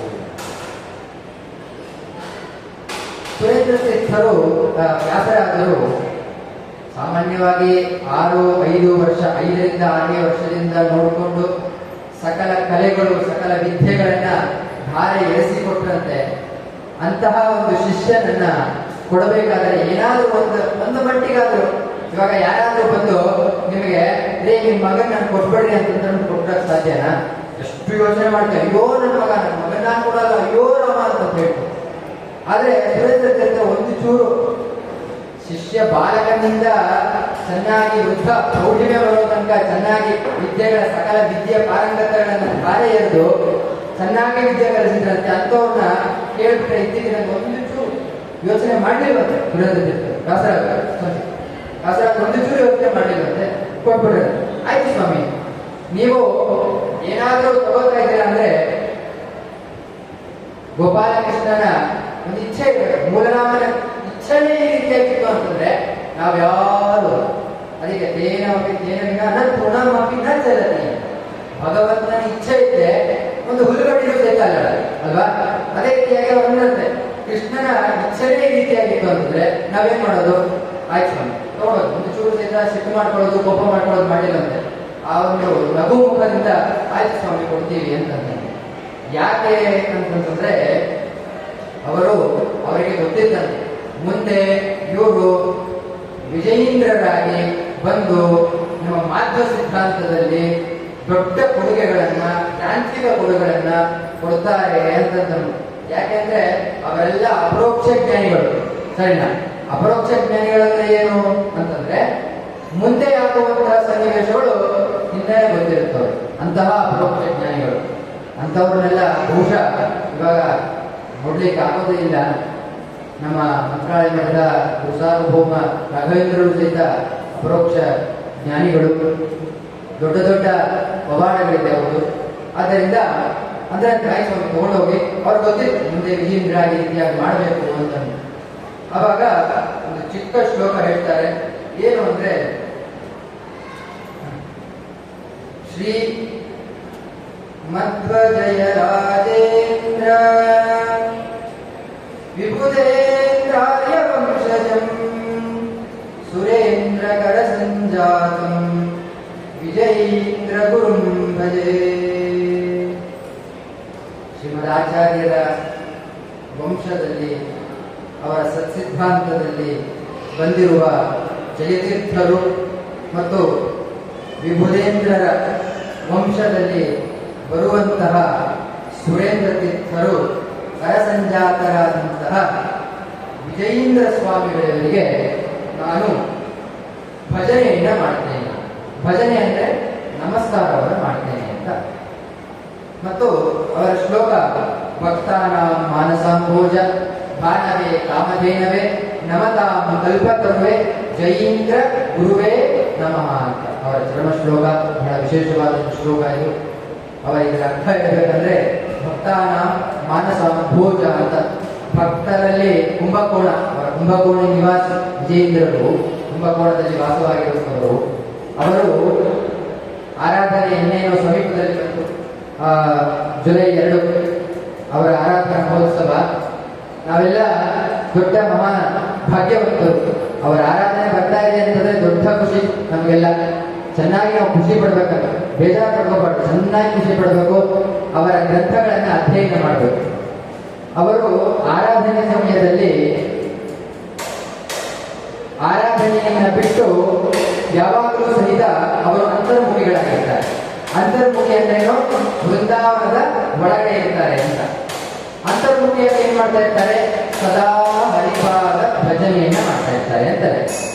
ಯಾವಾಗಲೂ ಹರಿಪಾದವನ್ನು ಮಾಡ್ತಾ ಇರ್ತಾರೆ, ಅಂತರ್ಮುಖಿಗಳಾಗಿರ್ತಾರೆ. ಆದರೆ ಆರಾಧನೆ ಸಮಯದಲ್ಲಿ ಬಹಿರ್ಮುಖಗಳಾಗಿರ್ತಾರೆ. ಏನಾಗಿರ್ತಾರೆ? ಬಹಿರ್ಮುಖ ಅಂದ್ರೆ ಹೊರಗಡೆ ಬಂದಿರ್ತಾರೆ. ಎಲ್ಲ ನೋಡ್ತಾ ಇರ್ತಾರೆ, ಯಾರು ಏನ್ ಮಾಡ್ತಾ ಇದ್ದಾರೆ, ಏನ್ ಗ್ರಂಥ ಮಾಡ್ತಾ ಇದ್ದಾರೆ, ಯೋಚನೆ ಮಾಡ್ತಾ ಇದ್ದಾರ, ಅಥವಾ ಅಧ್ಯಯನ ಮಾಡ್ತಾ ಇದ್ದಾರ, ಏನು ಮಾಡ್ತಾ ಇದ್ದಾರೆ, ಎಲ್ಲ ಬಹಿರ್ಮುಖಗಳಾಗಿ ಬಂದಿರುವಂತಹ ಭಕ್ತ ಜನಗಳಿಗೆ ಭಕ್ತಾನಾಂ ಮಾನಸಾಂ ಭೋಜ ಅಂಬೋಜ ಅಂತ. ಅಂದ್ರೆ ಮನಸ್ಸಿನಲ್ಲಿ ಇರುವಂತಹ ಅಂಬು, ಒಳಗಡೆ ಇರುವಂತಹ ಕಮಲದಲ್ಲಿ ಇರುವಂತಹ ನಮ್ದೇನು ಮಾನಸಿಕ ಇಚ್ಛೆಗಳಿದೆ, ಭಕ್ತಾನಾಂ ಮಾನಸಾಂಬೋಜ ಮಾನವೇ ಕಾಮಧೇನವೇ ಅಂತಂದು ಚೆನ್ನಾಗಿ ಆ ಭಕ್ತರುಗಳು ಇಚ್ಛಿಸಿರುವಂತಹ ಮನೋಭೀಷ್ಟಗಳನ್ನ ವಿಜೇಂದ್ರರು ಕೊಡ್ತಾರೆ. ಭಕ್ತಾನಾಂ ಮಾನಸಾಂಬೋಜ ಭಾನವೇ ಕಾಮಧೇನವೇ ಅಂತಂದರು. ಅವರು ಎಂಥವರಪ್ಪ ವಿಜೇಂದ್ರರು ಅಂತಂದ್ರೆ ಕಾಮಧೇನುವರು. ಕಾಮಧೇನು ಎಂತದಪ್ಪ ಅಂತಂದ್ರೆ ನೀವು ಏನ್ ಕೇಳಿದ್ರು ಸಹಿತ ಕೊಡ್ತಾನೆ. ಯಾರೋ ಕಾಮಧೇನು ಅಂತಕ್ಕಂಥದ್ದು ಏನು, ಏನ್ ಕೇಳಿದ್ರು ಸಹಿತ ಕೊಡ್ತಾರೆ. ಅದೇ ರೀತಿಯಾಗಿ ನೋಡಿ, ಕಾಮಧೇನುವನ್ನು ವಿಜೇಂದ್ರಕ್ಕೆ ಹೋಲಿಸ್ತಾ ಇದ್ದಾರೆ. ನಮ್ಮ ಮಂತ್ರಾಲಯ ಮಠದ ರಾಘವೇಂದ್ರ ಸ್ವಾಮಿಗಳನ್ನು ಸಹಿತ ನಾವು ಕಾಮಧೇನು ಕಲ್ಪತರು ಅಂತ ಕರಿತೀವಿ. ಯಾಕೆ ಅಂದ್ರೆ ಸಾಮಾನ್ಯವಾಗಿ ಶ್ಲೋಕದಲ್ಲೆಲ್ಲ ನೋಡಿರ್ತೀವಿ, ಪೂಜ್ಯಾಯ ರಾಘವೇಂದ್ರಾಯ ಸತ್ಯ ಧರ್ಮ ರತಾಯ ಚ ಭಜತಾಂ ಕಲ್ಪವೃಕ್ಷಾಯ ನಮತಾಂ ಕಾಮಧೇನು. ಕಲ್ಪವೃಕ್ಷ ಮತ್ತೆ ಕಾಮಧೇನು. ಕಾಮಧೇನು ಭಕ್ತಾನಾಂ ಮಾನಸಾಂಬೋಜ ಭಾನವೇ ಕಾಮಧೇನವೇ ಅಂತ.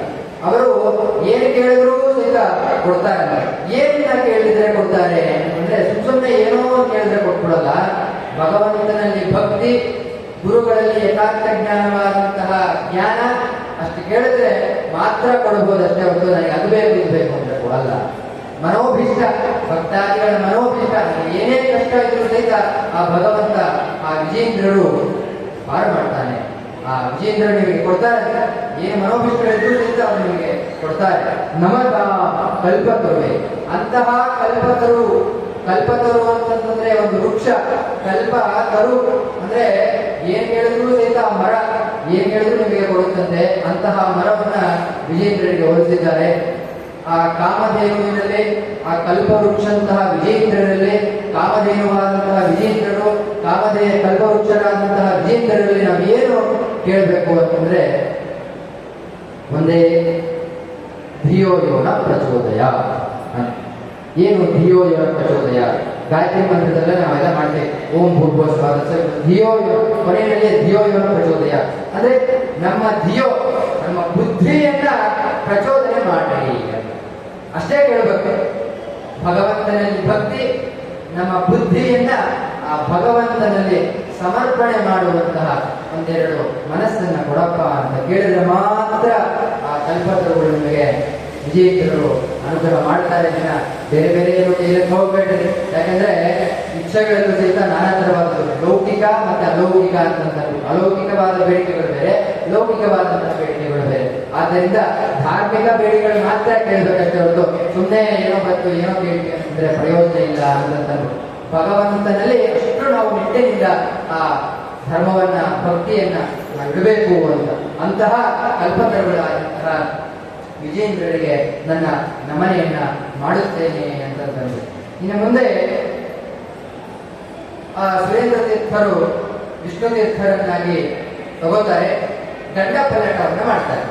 ದಂಡ ಪಲ್ಲಟ ಅಂದ್ರೆ ಏನು ಅಂದ್ರೆ, ಇವಾಗ ಒಂದು ಮಠದಿಂದ ಇವಾಗ ಯಾರೋ ಒಂದು ಸನ್ಯಾಸಿ ಆಗಬೇಕಾದ್ರೆ ಒಂದು ದಂಡವನ್ನು ಕೊಡ್ತಾರೆ. ಎಲ್ಲ ಪ್ರತಿಯೊಬ್ಬರಿಂದ ನೋಡುತ್ತೆ. ರಾಜದಂಡ ಸನ್ಯಾಸಿಗಳಿಗೆ ಎಲ್ಲ ರೀತಿಯ ದಂಡಗಳು ಕೊಟ್ಟಿರ್ತಾರೆ. ಆ ದಂಡವನ್ನ ಪಲ್ಲಟೆ ಮಾಡ್ತಾರೆ. ಈ ಒಂದು ದಂಡವನ್ನ ಬಿಟ್ಟು ಮುಂದಿನ ಮಠಕ್ಕೆ ಆ ದಂಡವನ್ನು ಇಟ್ಕೋತಾರೆ. ಅದಕ್ಕೆ ದಂಡ ಪಲ್ಲಟ ಅಂತ ಕರೀತಾರೆ.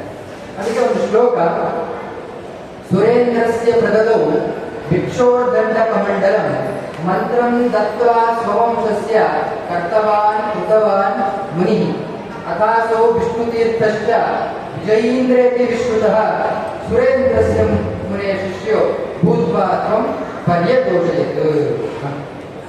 ಪರ್ಯತೋಷಯತ್ ಅಂದ್ರೆ ಏನು ಅಂದ್ರೆ ಸಂತೋಷವನ್ನ ಪಡಿಸಿದ್ರು ಅಂತ. ವಿಷ್ಣು ತೀರ್ಥರು ವಿಜಯೇಂದ್ರರಾಗಿ ಬಂದು ಅವರನ್ನ ಸಂತೋಷವನ್ನ ಪಡಿಸಿದ್ರು. ದಂಡಪಲ್ಲಕ್ಕಾಗಿ ಚೆನ್ನಾಗಿ ಈ ಮಠಕ್ಕೆ ಬಂದು ಎರೆದಂತೆ, ಭಾರಿ ಎರೆದಂತೆ ಸುರೇಂದ್ರ ತೀರ್ಥರು ಆ ವಿಷ್ಣು ತೀರ್ಥರನ್ನ ವಿಜಯೇಂದ್ರರಾಗಿ, ವಿಜಯೇಂದ್ರ ಎಂಬತಕ್ಕಂಥ ವಿಜಯೇಂದ್ರ ಅಂದ್ರೆ ಏನು? ವಿಗತಃ ವಿಶೇಷತಃ ಜಯ. ಎಲ್ಲೇ ಹೋದ್ರಿಂದ ಜಯನೇ ಅವರಿಗೆ, ಸೋಲೆಂಬತಕ್ಕಂಥ ಎಲ್ಲೂ ಇಲ್ಲ. ಅದಕ್ಕೆ ವಿಜಯೀಂದ್ರ.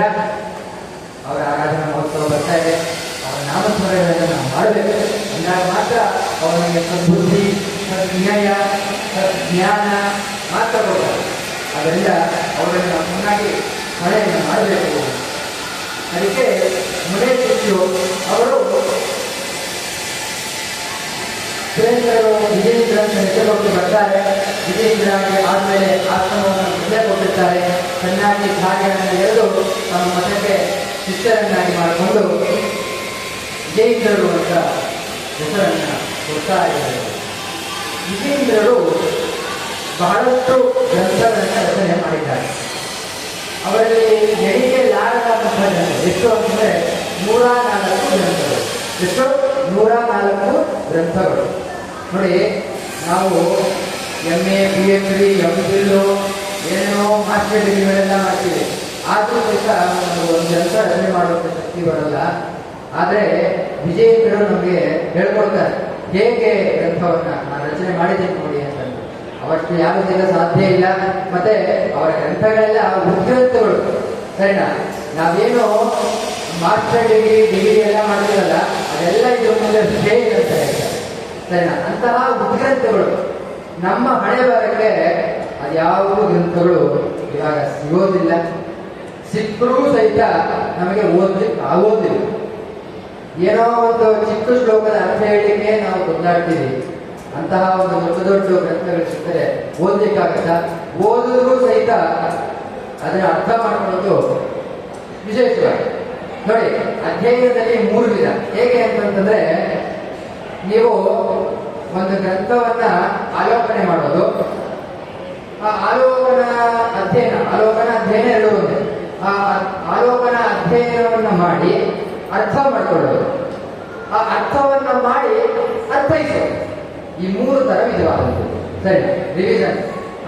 ಸಾಮಾನ್ಯವಾಗಿ ಅಧ್ಯಯನ ಅಂತಂದ್ರೆ ಶ್ಲೋಕ ಹೇಳ್ತೀವಿ, ಶ್ಲೋಕ ಹೇಳಿದ ತಕ್ಷಣ ತಾತ್ಪರ್ಯವನ್ನು ಹೇಳ್ತೀವಿ, ಅದನ್ನ ಅಧ್ಯಯನ ಅಂತಾರೆ. ಆದರೆ ಅದನ್ನ ಚೆನ್ನಾಗಿ ಅರ್ಥ ಮಾಡ್ಕೊಳ್ಳೋದು ಅಂತಂದ್ರೆ ಪದ ಪದ ಅರ್ಥಗಳು, ಅದಕ್ಕೆ ಅನ್ವಯಾರ್ಥ ಅಂತ ಕರಿತೀವಿ. ಒಂದು ಶ್ಲೋಕವನ್ನ ನಾವು ತಗೊಂಡ್ರೆ ಅದಕ್ಕೆ ಶ್ಲೋಕ, ಪದಚ್ಛೇದ, ಅನ್ವಯ, ಸಮಾಸ, ವಿಭಕ್ತಿ, ಪ್ರತ್ಯಯ, ಕಾರಕಗಳು ಎಲ್ಲವೂ ಸಹಿತ ಇದೆ. ಒಂದು ಶ್ಲೋಕವನ್ನು ತಗೊಂಡ್ರೆ ಕರ್ತೃ, ಕರ್ಮ, ಕ್ರಿಯೆ ಪ್ರತಿಯೊಂದು ಸಹಿತ ಇರಬೇಕು, ವ್ಯಾಕರಣ. ಅದರಿಂದ ಒಂದು ಶ್ಲೋಕದಲ್ಲಿ ಇಷ್ಟು ಮಹತ್ವ ಇದೆ. ಅದರಲ್ಲಿ ಇದು ವಿಶೇಷವಾದಂತಹ ವಿಜಯೀಂದ್ರರು ವ್ಯಾಸರಾಜರ ಮೇಲೆ ಶ್ಲೋಕವನ್ನು ಮಾಡ್ತಾರೆ. ಏನು ಶ್ಲೋಕಪ್ಪ ಅಂತಂದ್ರೆ, ಶ್ರೀ ವ್ಯಾಸಯೋಗಿ ಹರಿಪಾದರಾಗಿ ಭಕ್ತಾದಿ ಪೂಜೆ ಹಿತದಕ್ಷ ಸತ್ಯೇ ವಿಷಯೇಷು ಯೋದ್ಭೋಗಿ ಮುಕ್ತೋ ಸದಾ ಗೀತ ಸುರೇಂದ್ರ ಸಂಗೀ. ಬಹಳ ವಿಶೇಷವಾದಂತಹ ಶ್ಲೋಕ. ತಮ್ಮ ವಿಜಯೇಂದ್ರರು ವ್ಯಾಸರಾಜರ ಮೇಲೆ ಮಾಡಿರತಕ್ಕಂಥ ಒಂದು ಶ್ಲೋಕ. ನಮ್ಮ ವ್ಯಾಸರಾಜರು ಎಂಥವರಪ್ಪ ಅಂತಂದ್ರೆ ಯೋಗಿಗಳು. ಯೋಗಿ ಅಂದ್ರೆ ಏನು? ಯೋಗಿ ಅಂದ್ರೆ ಉಪಾಯ ಬದಲವರು ಅಂತ. ಎಂತಹ ಉಪಾಯ? ಇವಾಗ ಏನೋ ಐಡಿಯಾ ಬಂತು, ಐಡಿಯಾ ಅನ್ನೋದಕ್ಕೆ ಉಪಾಯ ಅಂತಾರೆ. ನಮ್ಮ ಮನಸ್ಸಿನಲ್ಲಿ ಏನೋ ಒಂದು ಉಪಾಯ ಮತ್ತು ಉಪಾಯ ಬಂದು ಹೇಳ್ತೇವೆ. ಎಂತಹ ಉಪಾಯ ಅಂತಂದ್ರೆ ಭಗವಂತನಲ್ಲಿ ನಮ್ಮ ಒಳಗಡೆ ಇರುವಂತಹ ಮನಸ್ಸನ್ನ ತೆಗೆದುಕೊಂಡು ಹೋಗುವಂತಹ ಉಪಾಯ. ಮತ್ತೆ ಅವರು ಭಗವಂತನಲ್ಲಿ ಯಾವ ರೀತಿಯಾಗಿ ಭಕ್ತಿಯನ್ನ ಮಾಡಬೇಕು ಎಂಬತಕ್ಕಂಥ ಉಪಾಯ. ಅದಕ್ಕೆ ಯೋಗಿಗಳು ಅಂತ ಹೇಳ್ತೀವಿ. ಸಂಸ್ಕೃತದಲ್ಲಿ ಹೇಳ್ತಾರೆ, ಇದನ್ನು ಬಿಡಿಸ್ತಾರೆ, ನಿಷ್ಪತ್ತಿ ಮಾಡ್ತಾರೆ. ಏನಂತ? ಯೋಗ ಕರ್ಮಸು ಕೌಶಲಂ ಅಂತ. ಅಂದ್ರೆ ಕರ್ಮದ ಕುಶಲತೆ. ನೀವು ಯಾವುದೇ ಒಂದು ಕೆಲಸವನ್ನ ತಗೊಳ್ಳೋದಾದ್ರೆ ನಿಮಗೆ ಕುಶಲತೆನೇ ಇಲ್ಲ ಅಂದ್ರೆ ಏನು ಪ್ರಯೋಜನ ಇಲ್ಲ. ಅದಕ್ಕೆ ಇಂಗ್ಲಿಷ್ ನಲ್ಲಿ ಪರ್ಫೆಕ್ಷನ್ ಅಂತ, ಚೆನ್ನಾಗಿ ಕುಶಲತೆ, ಭಾಗ್ಯತೆ. ನೀವೇನಾದ್ರೂ ಒಂದು ಕೆಲಸ ಮಾಡಿದ್ರೆ ನಾನು ಕರೆಕ್ಟ್ ಆಗಿ ಮಾಡಿದ್ದೀರಿ. ಯಾವುದೇ ಒಂದು ಗ್ರಂಥ ತಗೊಳ್ತಾರೆ, ಏನಾದ್ರೂ ಒಂದು ತಪ್ಪಿದ್ದೇ ಇದೆ, ಕರೆಕ್ಟ್ ಆಗಿ ನಾವು ಪರ್ಫೆಕ್ಷನ್ ಆಗಿ ಮಾಡಿದೀವಿ ಅಂತ ಎಲ್ಲ ಇದೀವ.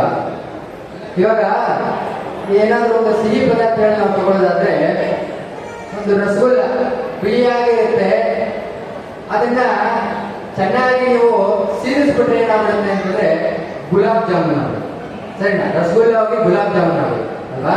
ಅದರಿಂದ ಎಲ್ಲರಿಗೂ ಬರೋದಿಲ್ಲ. ಇವಾಗ ಹೋಳಿಗೆ ತಗೊಳ್ರಿ, ಹೋಳಿಗೆ ಚೆನ್ನಾಗಿ ಮಾಡ್ತಾರೆ ಪ್ರತಿಯೊಬ್ಬರು ಸಹಿತ. ಹೋಳಿಗೆ ಒಬ್ಬೊಬ್ಬರು ಏನು ಮಾಡ್ತಾರೆ ಅಂದ್ರೆ ಚಪಾತಿ ಮಾಡ್ಬಿಡ್ತಾರೆ. ಅದರಿಂದ ಕರ್ಮದ ಕುಶಲತೆ, ನಿಮ್ಗೆ ಯಾವುದೇ ಒಂದು ತಗೊಂಡ್ರು ಸಹಿತ ಆ ಕರ್ಮದಲ್ಲಿ ಕುಶಲತೆ ಇದ್ರೆ ಮಾತ್ರ ನಿಮಗೆ ಆ ಕರ್ಮ ಸಾಫಲ್ಯತೆ ಸಿಗೋದು. ಕರ್ಮ ಸಾಫಲ್ಯತೆ ಸಿಗದಿದ್ರೆ ಏನು ಪ್ರಯೋಜನ? ಅದರಿಂದ ಕರ್ಮ ಕುಶಲತೆ. ಕರ್ಮದ ಕುಶಲತೆ ಅಂದ್ರೆ ಏನು ಅಂದ್ರೆ ಭಗವಂತನಲ್ಲಿ ನಮ್ಮಲ್ಲಿ ಇರುವಂತಹ ಮನಸ್ಸನ್ನ ಭಗವಂತನ ಕಡೆ ತಗೊಂಡು ಹೋಗೋದು. ಎಲ್ಲವೂ ಸಹಿತ ನೀನೇನಪ್ಪ ಅಂತಂದ. ಅದಕ್ಕೆ ನಾವು ಏನೇ ಮಾಡುವ ಕೆಲಸ ಯಜ್ಞವಾಗಿದೆ. ಎಂತಹ ಯಜ್ಞ? ಪೂಜೆ ಮಾಡೋದು ಒಂದು ಯಜ್ಞ, ಊಟ ಮಾಡೋದೊಂದು ಯಜ್ಞ, ಪ್ರವಚನ ಮಾಡೋದೊಂದು ಯಜ್ಞ. ಪ್ರವಚನ ಇವಾಗ ಏನ್ ಮಾಡ್ತಾರೆ, ಅದು ಒಂದು ಸಿದ್ಧ ಯಜ್ಞ. ಸಾಲಿಗ್ರಾಮ ಪೂಜೆ ಅದು ಒಂದು ಯಜ್ಞ. ಭಗವಂತನಲ್ಲಿ ಪಾರಾಯಣ ಅದು ಒಂದು ಯಜ್ಞ. ಯಜ್ಞ ಯಜ್ಞ ಯಜ್ಞ ಯಜ್ಞ ನೋಡಿ ಕೊಟ್ಟಿದ್ದಾರೆ. ಜ್ಞಾನ ಯಜ್ಞ. ಯಜ್ಞ ಅಂದ್ರೆ ಏನು? ಕುಂಡ ರಚನೆ ಮಾಡಿ ಹೋಮ ಹಾಕೋದ, ತುಪ್ಪ ಹಾಕೋದ, ಇದು ಜ್ಞಾನ. ಯಜ್ಞನ ಜ್ಞಾನ. ಯಜ್ಞ ಅಂದ್ರೆ ಏನು ಅಂತಂದ್ರೆ ಸರ್ವವೂ ಸಹಿತ ಕೃಷ್ಣ ನೀನೇ ಅಂತಂತಾರೆ. ಸರ್ವವೂ ಸಹಿತ ಭಗವಂತನಲ್ಲಿ ಸಮರ್ಪಣೆಯನ್ನ ಮಾಡೋದು, ಅದು ಯಜ್ಞ ಅಲ್ವಾ? ಅದಕ್ಕೆ ವೇದ ಮಂತ್ರದಲ್ಲಿ ಹೇಳಿದ್ದಾರೆ, ಯಜ್ಞೇನ ಯಜ್ಞಮಯಜಂತ ದೇವಾ ತಾನಿ ಧರ್ಮಾಣಿ ಪ್ರಥಮಾನ್ಯಾಸನ್. ಯಜ್ಞೇನ ಯಜ್ಞಂ ಅಯಜಂತ ದೇವಾ ಅಂತ. ಆ ಯಜ್ಞವು ಸರ್ವವೂ ಕೂಡ ಅಯಜಂತ ದೇವಾ, ಭಗವಂತನೇ ಇನ್ನೇ ಒಂದು ದೊಡ್ಡ ಆ ಯಜ್ಞದಲ್ಲಿ ಸಮರ್ಪಣೆ ಮಾಡ್ತಾ ಇದ್ದೀನಿ. ಎಲ್ಲವೂ ಸಹಿತ ಭಗವಂತನಿಗೆ ಸಮರ್ಪಣೆ ಮಾಡುವುದೇ ದೊಡ್ಡ ಯಜ್ಞ. ಅದಕ್ಕೆ ಲಾಸ್ಟ್ ಅಲ್ಲಿ ಏನೇ ನೀವು ಪೂಜೆಯನ್ನು ಮಾಡಿದ್ರು ಸಹಿತ ಸ್ಮೃತ್ಯಾಚನ ಮೌಢ್ಯ ತಪೋ ಯಜ್ಞ ಕ್ರಿಯಾ ಕರ್ಮ ಕ್ರಿಯಾದಿಶು ನ್ಯೂನಂ ಸಂಪೂರ್ಣತಾಂ ಯಾತಿ ಸಂಧ್ಯೋ ವಂದೇ ತಮಚ್ಯುತಂ. ಲಾಸ್ಟ್ ಅಲ್ಲಿ ಮಧ್ವಾಂತರ್ಗತ ಶ್ರೀ ಕೃಷ್ಣಾರ್ಪಣಮಸ್ತು ಅಂತ ಹೇಳ್ತೀವಿ ಅಲ್ವಾ. ಅದೇ ರೀತಿಯಾಗಿ ಸರ್ವವೂ ಕೂಡ ಭಗವಂತನಲ್ಲಿ ನಾವು ಸಮರ್ಪಣೆ ಮಾಡೋದೇ ಒಂದು ದೊಡ್ಡ ಯಜ್ಞ. ಮತ್ತೆ ಭಗವಂತನಲ್ಲಿ ನಮಗೆ ಚೆನ್ನಾಗಿ ರಾಗ ಇರಬೇಕಂತ. ಎಂತಹ ರಾಗ? ಆದಿರಾಗ, ತಾಳರಾಗ, ಆ ರಾಗನ, ಎಷ್ಟೋ ಹಾಡುಗಳೆಲ್ಲ ಇದೆ ಆ ರಾಗನ. ಎಂತಹ ರಾಗ ಅಂದ್ರೆ ಭಗವಂತ ಎಂಬತಕ್ಕಂಥ ದೊಡ್ಡ ರಾಗ. ಆ ರಾಗದಲ್ಲಿ ನೀವು ಒಂದು ಪದವನ್ನ ಆಡ್ ಮಾಡ್ಕೋಬೇಕು. ಏನು ಅಂದ್ರೆ ಅನುರಾಗ. ಅನುರಾಗ ಅಂದ್ರೆ ಪ್ರೀತಿ. ಭಗವಂತನಲ್ಲಿ ನಿಮಗೆ ಯಾವ ರೀತಿಯಾಗಿ ಪ್ರೀತಿ ಇರಬೇಕು. ಅದಕ್ಕೆ ಶ್ರೀವ್ಯಾಸ ಯೋಗಿ ಹರಿಪಾದರಾಗಿ ಅಂತ ನೋಡಿ. ವಿಶೇಷವಾದಂಥದ್ದು ವ್ಯಾಸರಾಜರು ಹರಿ ಪಾದರಾಗಿ. ಅದಕ್ಕೆ ಪಾದ ಪಾದ ಪಾದ ಅಂದ್ರೆ ಏನು ಅಂದ್ರೆ ಭಗವಂತನ ಎರಡು ಪಾದಗಳು. ಬಲಗಾಲಿನಲ್ಲಿ ಜ್ಞಾನ, ಎಡಗಾಲಿನಲ್ಲಿ ಸಂಪತ್ತು, ಐಶ್ವರ್ಯ. ಅದಕ್ಕೆ ಯುಗಲವನ್ನು ನತ್ವ ಅಂತಂದು. ಅದಕ್ಕೆ ನಾವು ನಮಸ್ಕಾರವನ್ನು ಮಾಡಬೇಕಾದ್ರೆ ಎಲ್ಲ ರೀತಿಯಾಗಿ ಮುಕ್ತಿ ನಮಸ್ಕಾರವನ್ನು ಮಾಡ್ತೀವಿ. ಒಂದೇ ಮುಕ್ತಿ ನಮಸ್ಕಾರ ಮಾಡ್ಬೋದಲ್ಲ? ಇಲ್ಲ, ಎರಡೂ ಸಹಿತ ಮಾಡಬೇಕು. ಜ್ಞಾನ ಮತ್ತು ಸಂಪತ್ತು ಎರಡಿದ್ರೆ ಮಾತ್ರ. ಬರೀ ಜ್ಞಾನ ಕೊಟ್ಟರೆ ಸಂಪತ್ತು ಮಾತ್ರ ಬೇಡ ಅಂತೀರಾ?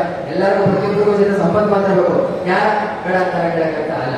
ಎರಡೂ ಸಹಿತ ನಮಗೆ ಜ್ಞಾನ ಇದೆ, ಜ್ಞಾನ ಎರಡೂ ಸಹಿತ ನಮಗೆ ಬೇಕು. ಹರಿ ಪಾದರಾಗ. ಎಂತಹ ಪಾದ ಅಂತಂದ್ರೆ ಶ್ರೀಮದ್ ಆಚಾರ್ಯರ ಸತ್ಸಿದ್ಧಾಂತದಲ್ಲಿ ಬಂದಿರುವಂತಹ ಪಾದ, 4 ಪಾದಗಳು. ಬ್ರಹ್ಮಸೂತ್ರದಲ್ಲಿ 564 ಬ್ರಹ್ಮಸೂತ್ರಗಳಿದೆ. ಅದು 4 ಪಾದಗಳಿದೆ ಅಲ್ವಾ? ಅದೇ ರೀತಿಯಾಗಿ ಆ 4 ಪದಗಳು ಸಹಿತ ಏನು ತೋರಿಸ್ತಾ ಇದೆ ಅಂತಂದ್ರೆ 564 ಬ್ರಹ್ಮಸೂತ್ರಗಳಲ್ಲೂ ಸಹಿತ ಏಕೋ ನಾರಾಯಣ ದ್ವಿತೀಯೋ ಅಸ್ತಿ. ಭಗವಂತ ಒಬ್ಬನೇ, ಯಾರು ಇಲ್ಲ ಅಂತ. ಇಡೀ 564 ಬ್ರಹ್ಮಸೂತ್ರಗಳು ಭಗವಂತನ ಒಬ್ಬನೇ ಕೊಂಡಾಡ್ತಾ ಇದೆ. ಅದಕ್ಕೆ ಕುರುಭುಂಸಜ ಕರ್ಮ ನಿಜಂ ನಿಯತಂ ಹರಿಪಾದ ವಿನಮ್ರತಿಯ ಸತತಂ ಹರಿರೇವ ಪರೋ ಹರಿರೇವ ಗುರು ಹರಿರೇವ ಜಗತ್ತಿದ್ರು ಮಾತು. ಭಗವಂತ ಒಬ್ಬನೇ, ಯಾರು ಸಹಿತ ಇಲ್ಲ.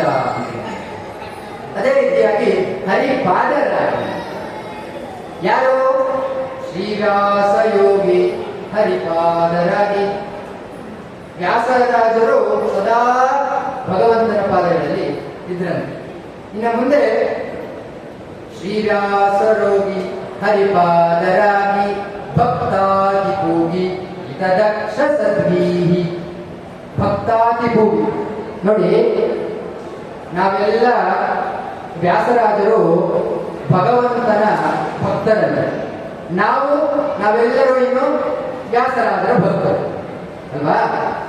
ವ್ಯಾಸರಾಜರು ಭಗವಂತನ ಭಕ್ತರಾದ್ರೆ ನಾವೆಲ್ಲ ವ್ಯಾಸರಾಜರ ಭಕ್ತರು.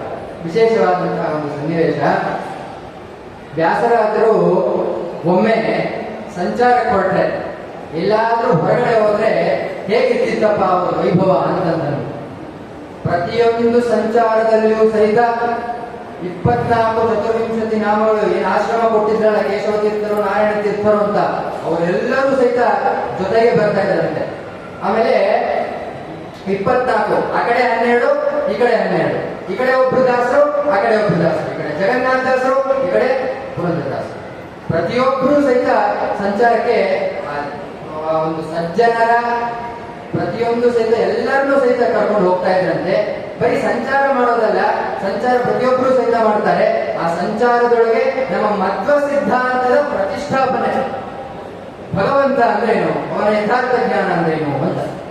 ಆಮೇಲೆ ಅವರ ಭಕ್ತಾತಿ ಪೂಗಿ, ಅಂತಹ ವ್ಯಾಸರಾದರು ಯಾರು? ಶ್ರೀವ್ಯಾಸ ಯೋಗಿ ಭಕ್ತಾತಿ ಪೂಗಿ. ವ್ಯಾಸರಾದರು ಹರಿಯರಲ್ಲಿ ಪಾದದಲ್ಲಿ ಅವರು ಭಕ್ತವನ್ನ ಕೊಂಡಿದ್ರು. ಮತ್ತು ಇನ್ನೆಂತವರಪ್ಪ ಅಂತಂದ್ರೆ ಹಿತ ದಕ್ಷ ಸದ್ಗೀಹಿ ಅಂತಂದ್ರು. ಅಂದ್ರೆ ಏನಾದ್ರೂ ಒಂದಿಷ್ಟು ಮಾತಾಡಿದ್ರೆ ಒಳ್ಳೆ ಮಾತಾಡ್ಬೇಕು. ಇವಾಗ ಯಾರೋ ಒಬ್ರು ಮಾತಾಡ್ತಾ ಇರ್ತಾರೆ, ಸುಮ್ಮನೆ ಸಿಗ್ತಾ ಇರ್ತಾರೆ, ಸಿಟ್ಟು ಮಾಡ್ಕೊಳ್ಳೋದು. ಮಾತಾಡಿದ್ರೆ ಸಿಟ್ಟು.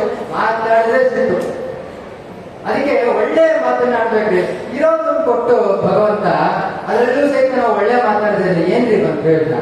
ಅದಕ್ಕೆ ದಾಸರಾಯರು ಒಂದು ಪದವನ್ನು ಹೇಳಿದ್ದಾರೆ. ಏನಪ್ಪಾ ಅಂತಂದ್ರೆ, ಮಾತು ಮಾತಿಗೆ ಕೇಶವ ನಾರಾಯಣ ಮಾಧವ ಎನ್ನಬಾರದೆ. ಪ್ರಾತಃ ಕಾಲದೊಳೆದ್ದು ಪಾರ್ಥಸಾರಥಿಯನ್ನು, ಪ್ರಾತಃ ಕಾಲದೊಳೆದ್ದು ಪಾರ್ಥಸಾರಥಿಯನ್ನು ಈ ದಿವ್ಯಂಬ ದೀಪ ಸುಪ್ರೀತನಾಗುವನು. ಏತಕ್ಕೆ ಹರಿ ಏತಕ್ಕೆ ಅನುಮಾನವೋ ಹೆಜಿಪ್ಪೆ ಮಾಧವ ಎನ್ನಬಾರದೆ. ಮಾತು ಮಾತಿಗೆ ಕೇಶವ ನಾರಾಯಣ ಮಾಧವ ಎನ್ನಬಾರದೆ. ನೋಡಿ, ಮಾತು ಮಾತಿಗೆ ಕೇಶವ ನಾರಾಯಣ ಎನ್ನಬಾರದೆ. ಸುಮ್ಮನೆ ಇಡ್ಲಾರ್ದ ಮಾತುಗಳು ಸರಿನಾ? ಏನು ಬಂತು ಪ್ರಯೋಜನ ಇಲ್ಲ. ಇವಾಗ ಒಂದು ತಂದೆ ತಾಯಿ ಒಬ್ಬ ಮಗ, ಒಂದು ಚಿಕ್ಕ ಸನ್ನಿವೇಶ. ಅದರಲ್ಲಿ ಅದರಿಂದ ಯಾವ ರೀತಿಯಾಗಿ ವ್ಯಾಸರಾಜರ ಒಂದು ಮಾತುಗಳು ಹೇಗಿತ್ತು ಅಂತಂದ್ರೆ, ಸದ್ಗಿ ಒಳ್ಳೆ ಮಾತುಗಳಂತೆ. ಅವರ ಶಿಷ್ಯರು ಏನಾದ್ರೂ ಅಕಸ್ಮಾತ್ ಧಾರ್ಢ್ಯವಾಗಿ ಯಾರಾದ್ರೂ ಬಂದು ಮಾತಾಡಿದ್ರೆ, ಏನಪ್ಪ ಆಗ್ಲಪ್ಪ ಹೋಗ್ಲಪ್ಪ ಅಂತಂದು. ಅದಕ್ಕೆ ಈಗಿನ ಕಾಲದಲ್ಲಿ ಏನಾದ್ರೂ ತಂದೆ ತಾಯಿಗಳು ಮಕ್ಕಳಿಗೆ ಏನಾದ್ರೂ ತಪ್ಪು ಮಾತಾಡ್ಬಿಟ್ರೆ ಹೋಗಯ್ಯ ಅಂತ ಅಂದ್ಬಿಡ್ತಾರೆ. ಅಷ್ಟು ಸಿಟ್ಟು ಯಾವ ರೀತಿಯಾಗಿ ಮನುಷ್ಯನೇ ಹಾಳು ಮಾಡ್ಬಿಡು. ಆದ್ರೆ ನಮ್ಮಂತ ಗುಣಗಳೆಲ್ಲ ವ್ಯಾಸರಾಜರಲ್ಲಿ ಇರಲಿಲ್ಲ. ಬಹಳ ದೊಡ್ಡ ಗುಣ. ಅದಕ್ಕೆ ಹಿತದಕ್ಷ ಸದ್ಗಿ ಅಂತಂದ್ರೆ, ಅದಕ್ಕೆ ಶ್ರೀವ್ಯಾಸಯೋಗಿ ಭಕ್ತಾತಿಪೂತಿ, ಶ್ರೀವ್ಯಾಸಯೋಗಿ ಹರಿಪಾದ ಸದ್ಗಿ, ಶ್ರೀವ್ಯಾಸಯೋಗಿ ಹರಿಪಾದರಾಗಿ. ಈ ರೀತಿಯಾಗಿ ವಿಶೇಷ ಗುಣಗಳನ್ನ ಬಲ್ಲವಂತವರು ವ್ಯಾಸರಾಜರು. ವಿಶೇಷವಾಗಿ ನಾವು ಅವರನ್ನ ಚೆನ್ನಾಗಿ ಭಜನೆಯನ್ನು ಮಾಡಬೇಕು. ಎಲ್ಲರೂ ಪ್ರತಿಯೊಬ್ಬರು ಎಲ್ಲ ಬಂದಿದ್ದೀರಿ ಅಂತಂದ್ರೆ ರಾಯರಲ್ಲಿ ಒಂದೇ ಕೇಳ್ಕೋಬೇಕು. ವಚಸ್ಸೇಕಂ ಮನಸ್ಸೇಕಂ ಕರ್ಮಣ್ಯೇಕಂ ಅಂತ ಅಂದ್ಬಿಟ್ಟು ಒಂದೇ ಮನಸ್ಸಿರ್ಬೇಕು, ಒಂದೇ ವಾಕ್ಯ ಇರಬೇಕು. ನಾನು ಅಲ್ಬೇಕು ಇರ್ಬೇಕು ಅಂತೆಲ್ಲ ಆಡಕ್ ಹೋಗ್ಬಾರ್ದು. ಅದರಿಂದ ಒಂದೇ ಮನಸ್ಸಿರ್ಬೇಕು ಅಂತ ರಾಯರಲ್ಲಿ ಎಲ್ಲ ಪ್ರತಿಯೊಬ್ಬರಿಗೂ ಸಹಿತ ಆ ಭಗವಂತ ಅನುಗ್ರಹವನ್ನು ಮಾಡಿ ಒಂದ್ಸಲಿ ವ್ಯಾಸರಾಜ ದೇವರದ ಗೋವಿಂದ, ಮಂತ್ರಾಲಯ ಸ್ವಾಮಿಯವರದ ಗೋವಿಂದ, ಜೈ ಶ್ರೀರಾಮ್, ಜೈ ಶ್ರೀರಾಮ್. ಕೃಷ್ಣಾಯ ವಾಸುದೇವಾಯ ಹರೇ ಪರಮಾತ್ಮನೇ ಪ್ರಣತ ಕ್ಲೇಶನಾಶಾಯ ಗೋವಿಂದಾಯ ನಮೋ ನಮಃ. ಈ ರೀತಿಯಾಗಿ ಇವತ್ತಿನ ದಿವಸ ಪ್ರವಚನವನ್ನು ಮುಗಿಸಿ ಇನ್ನು ಮುಂದೆ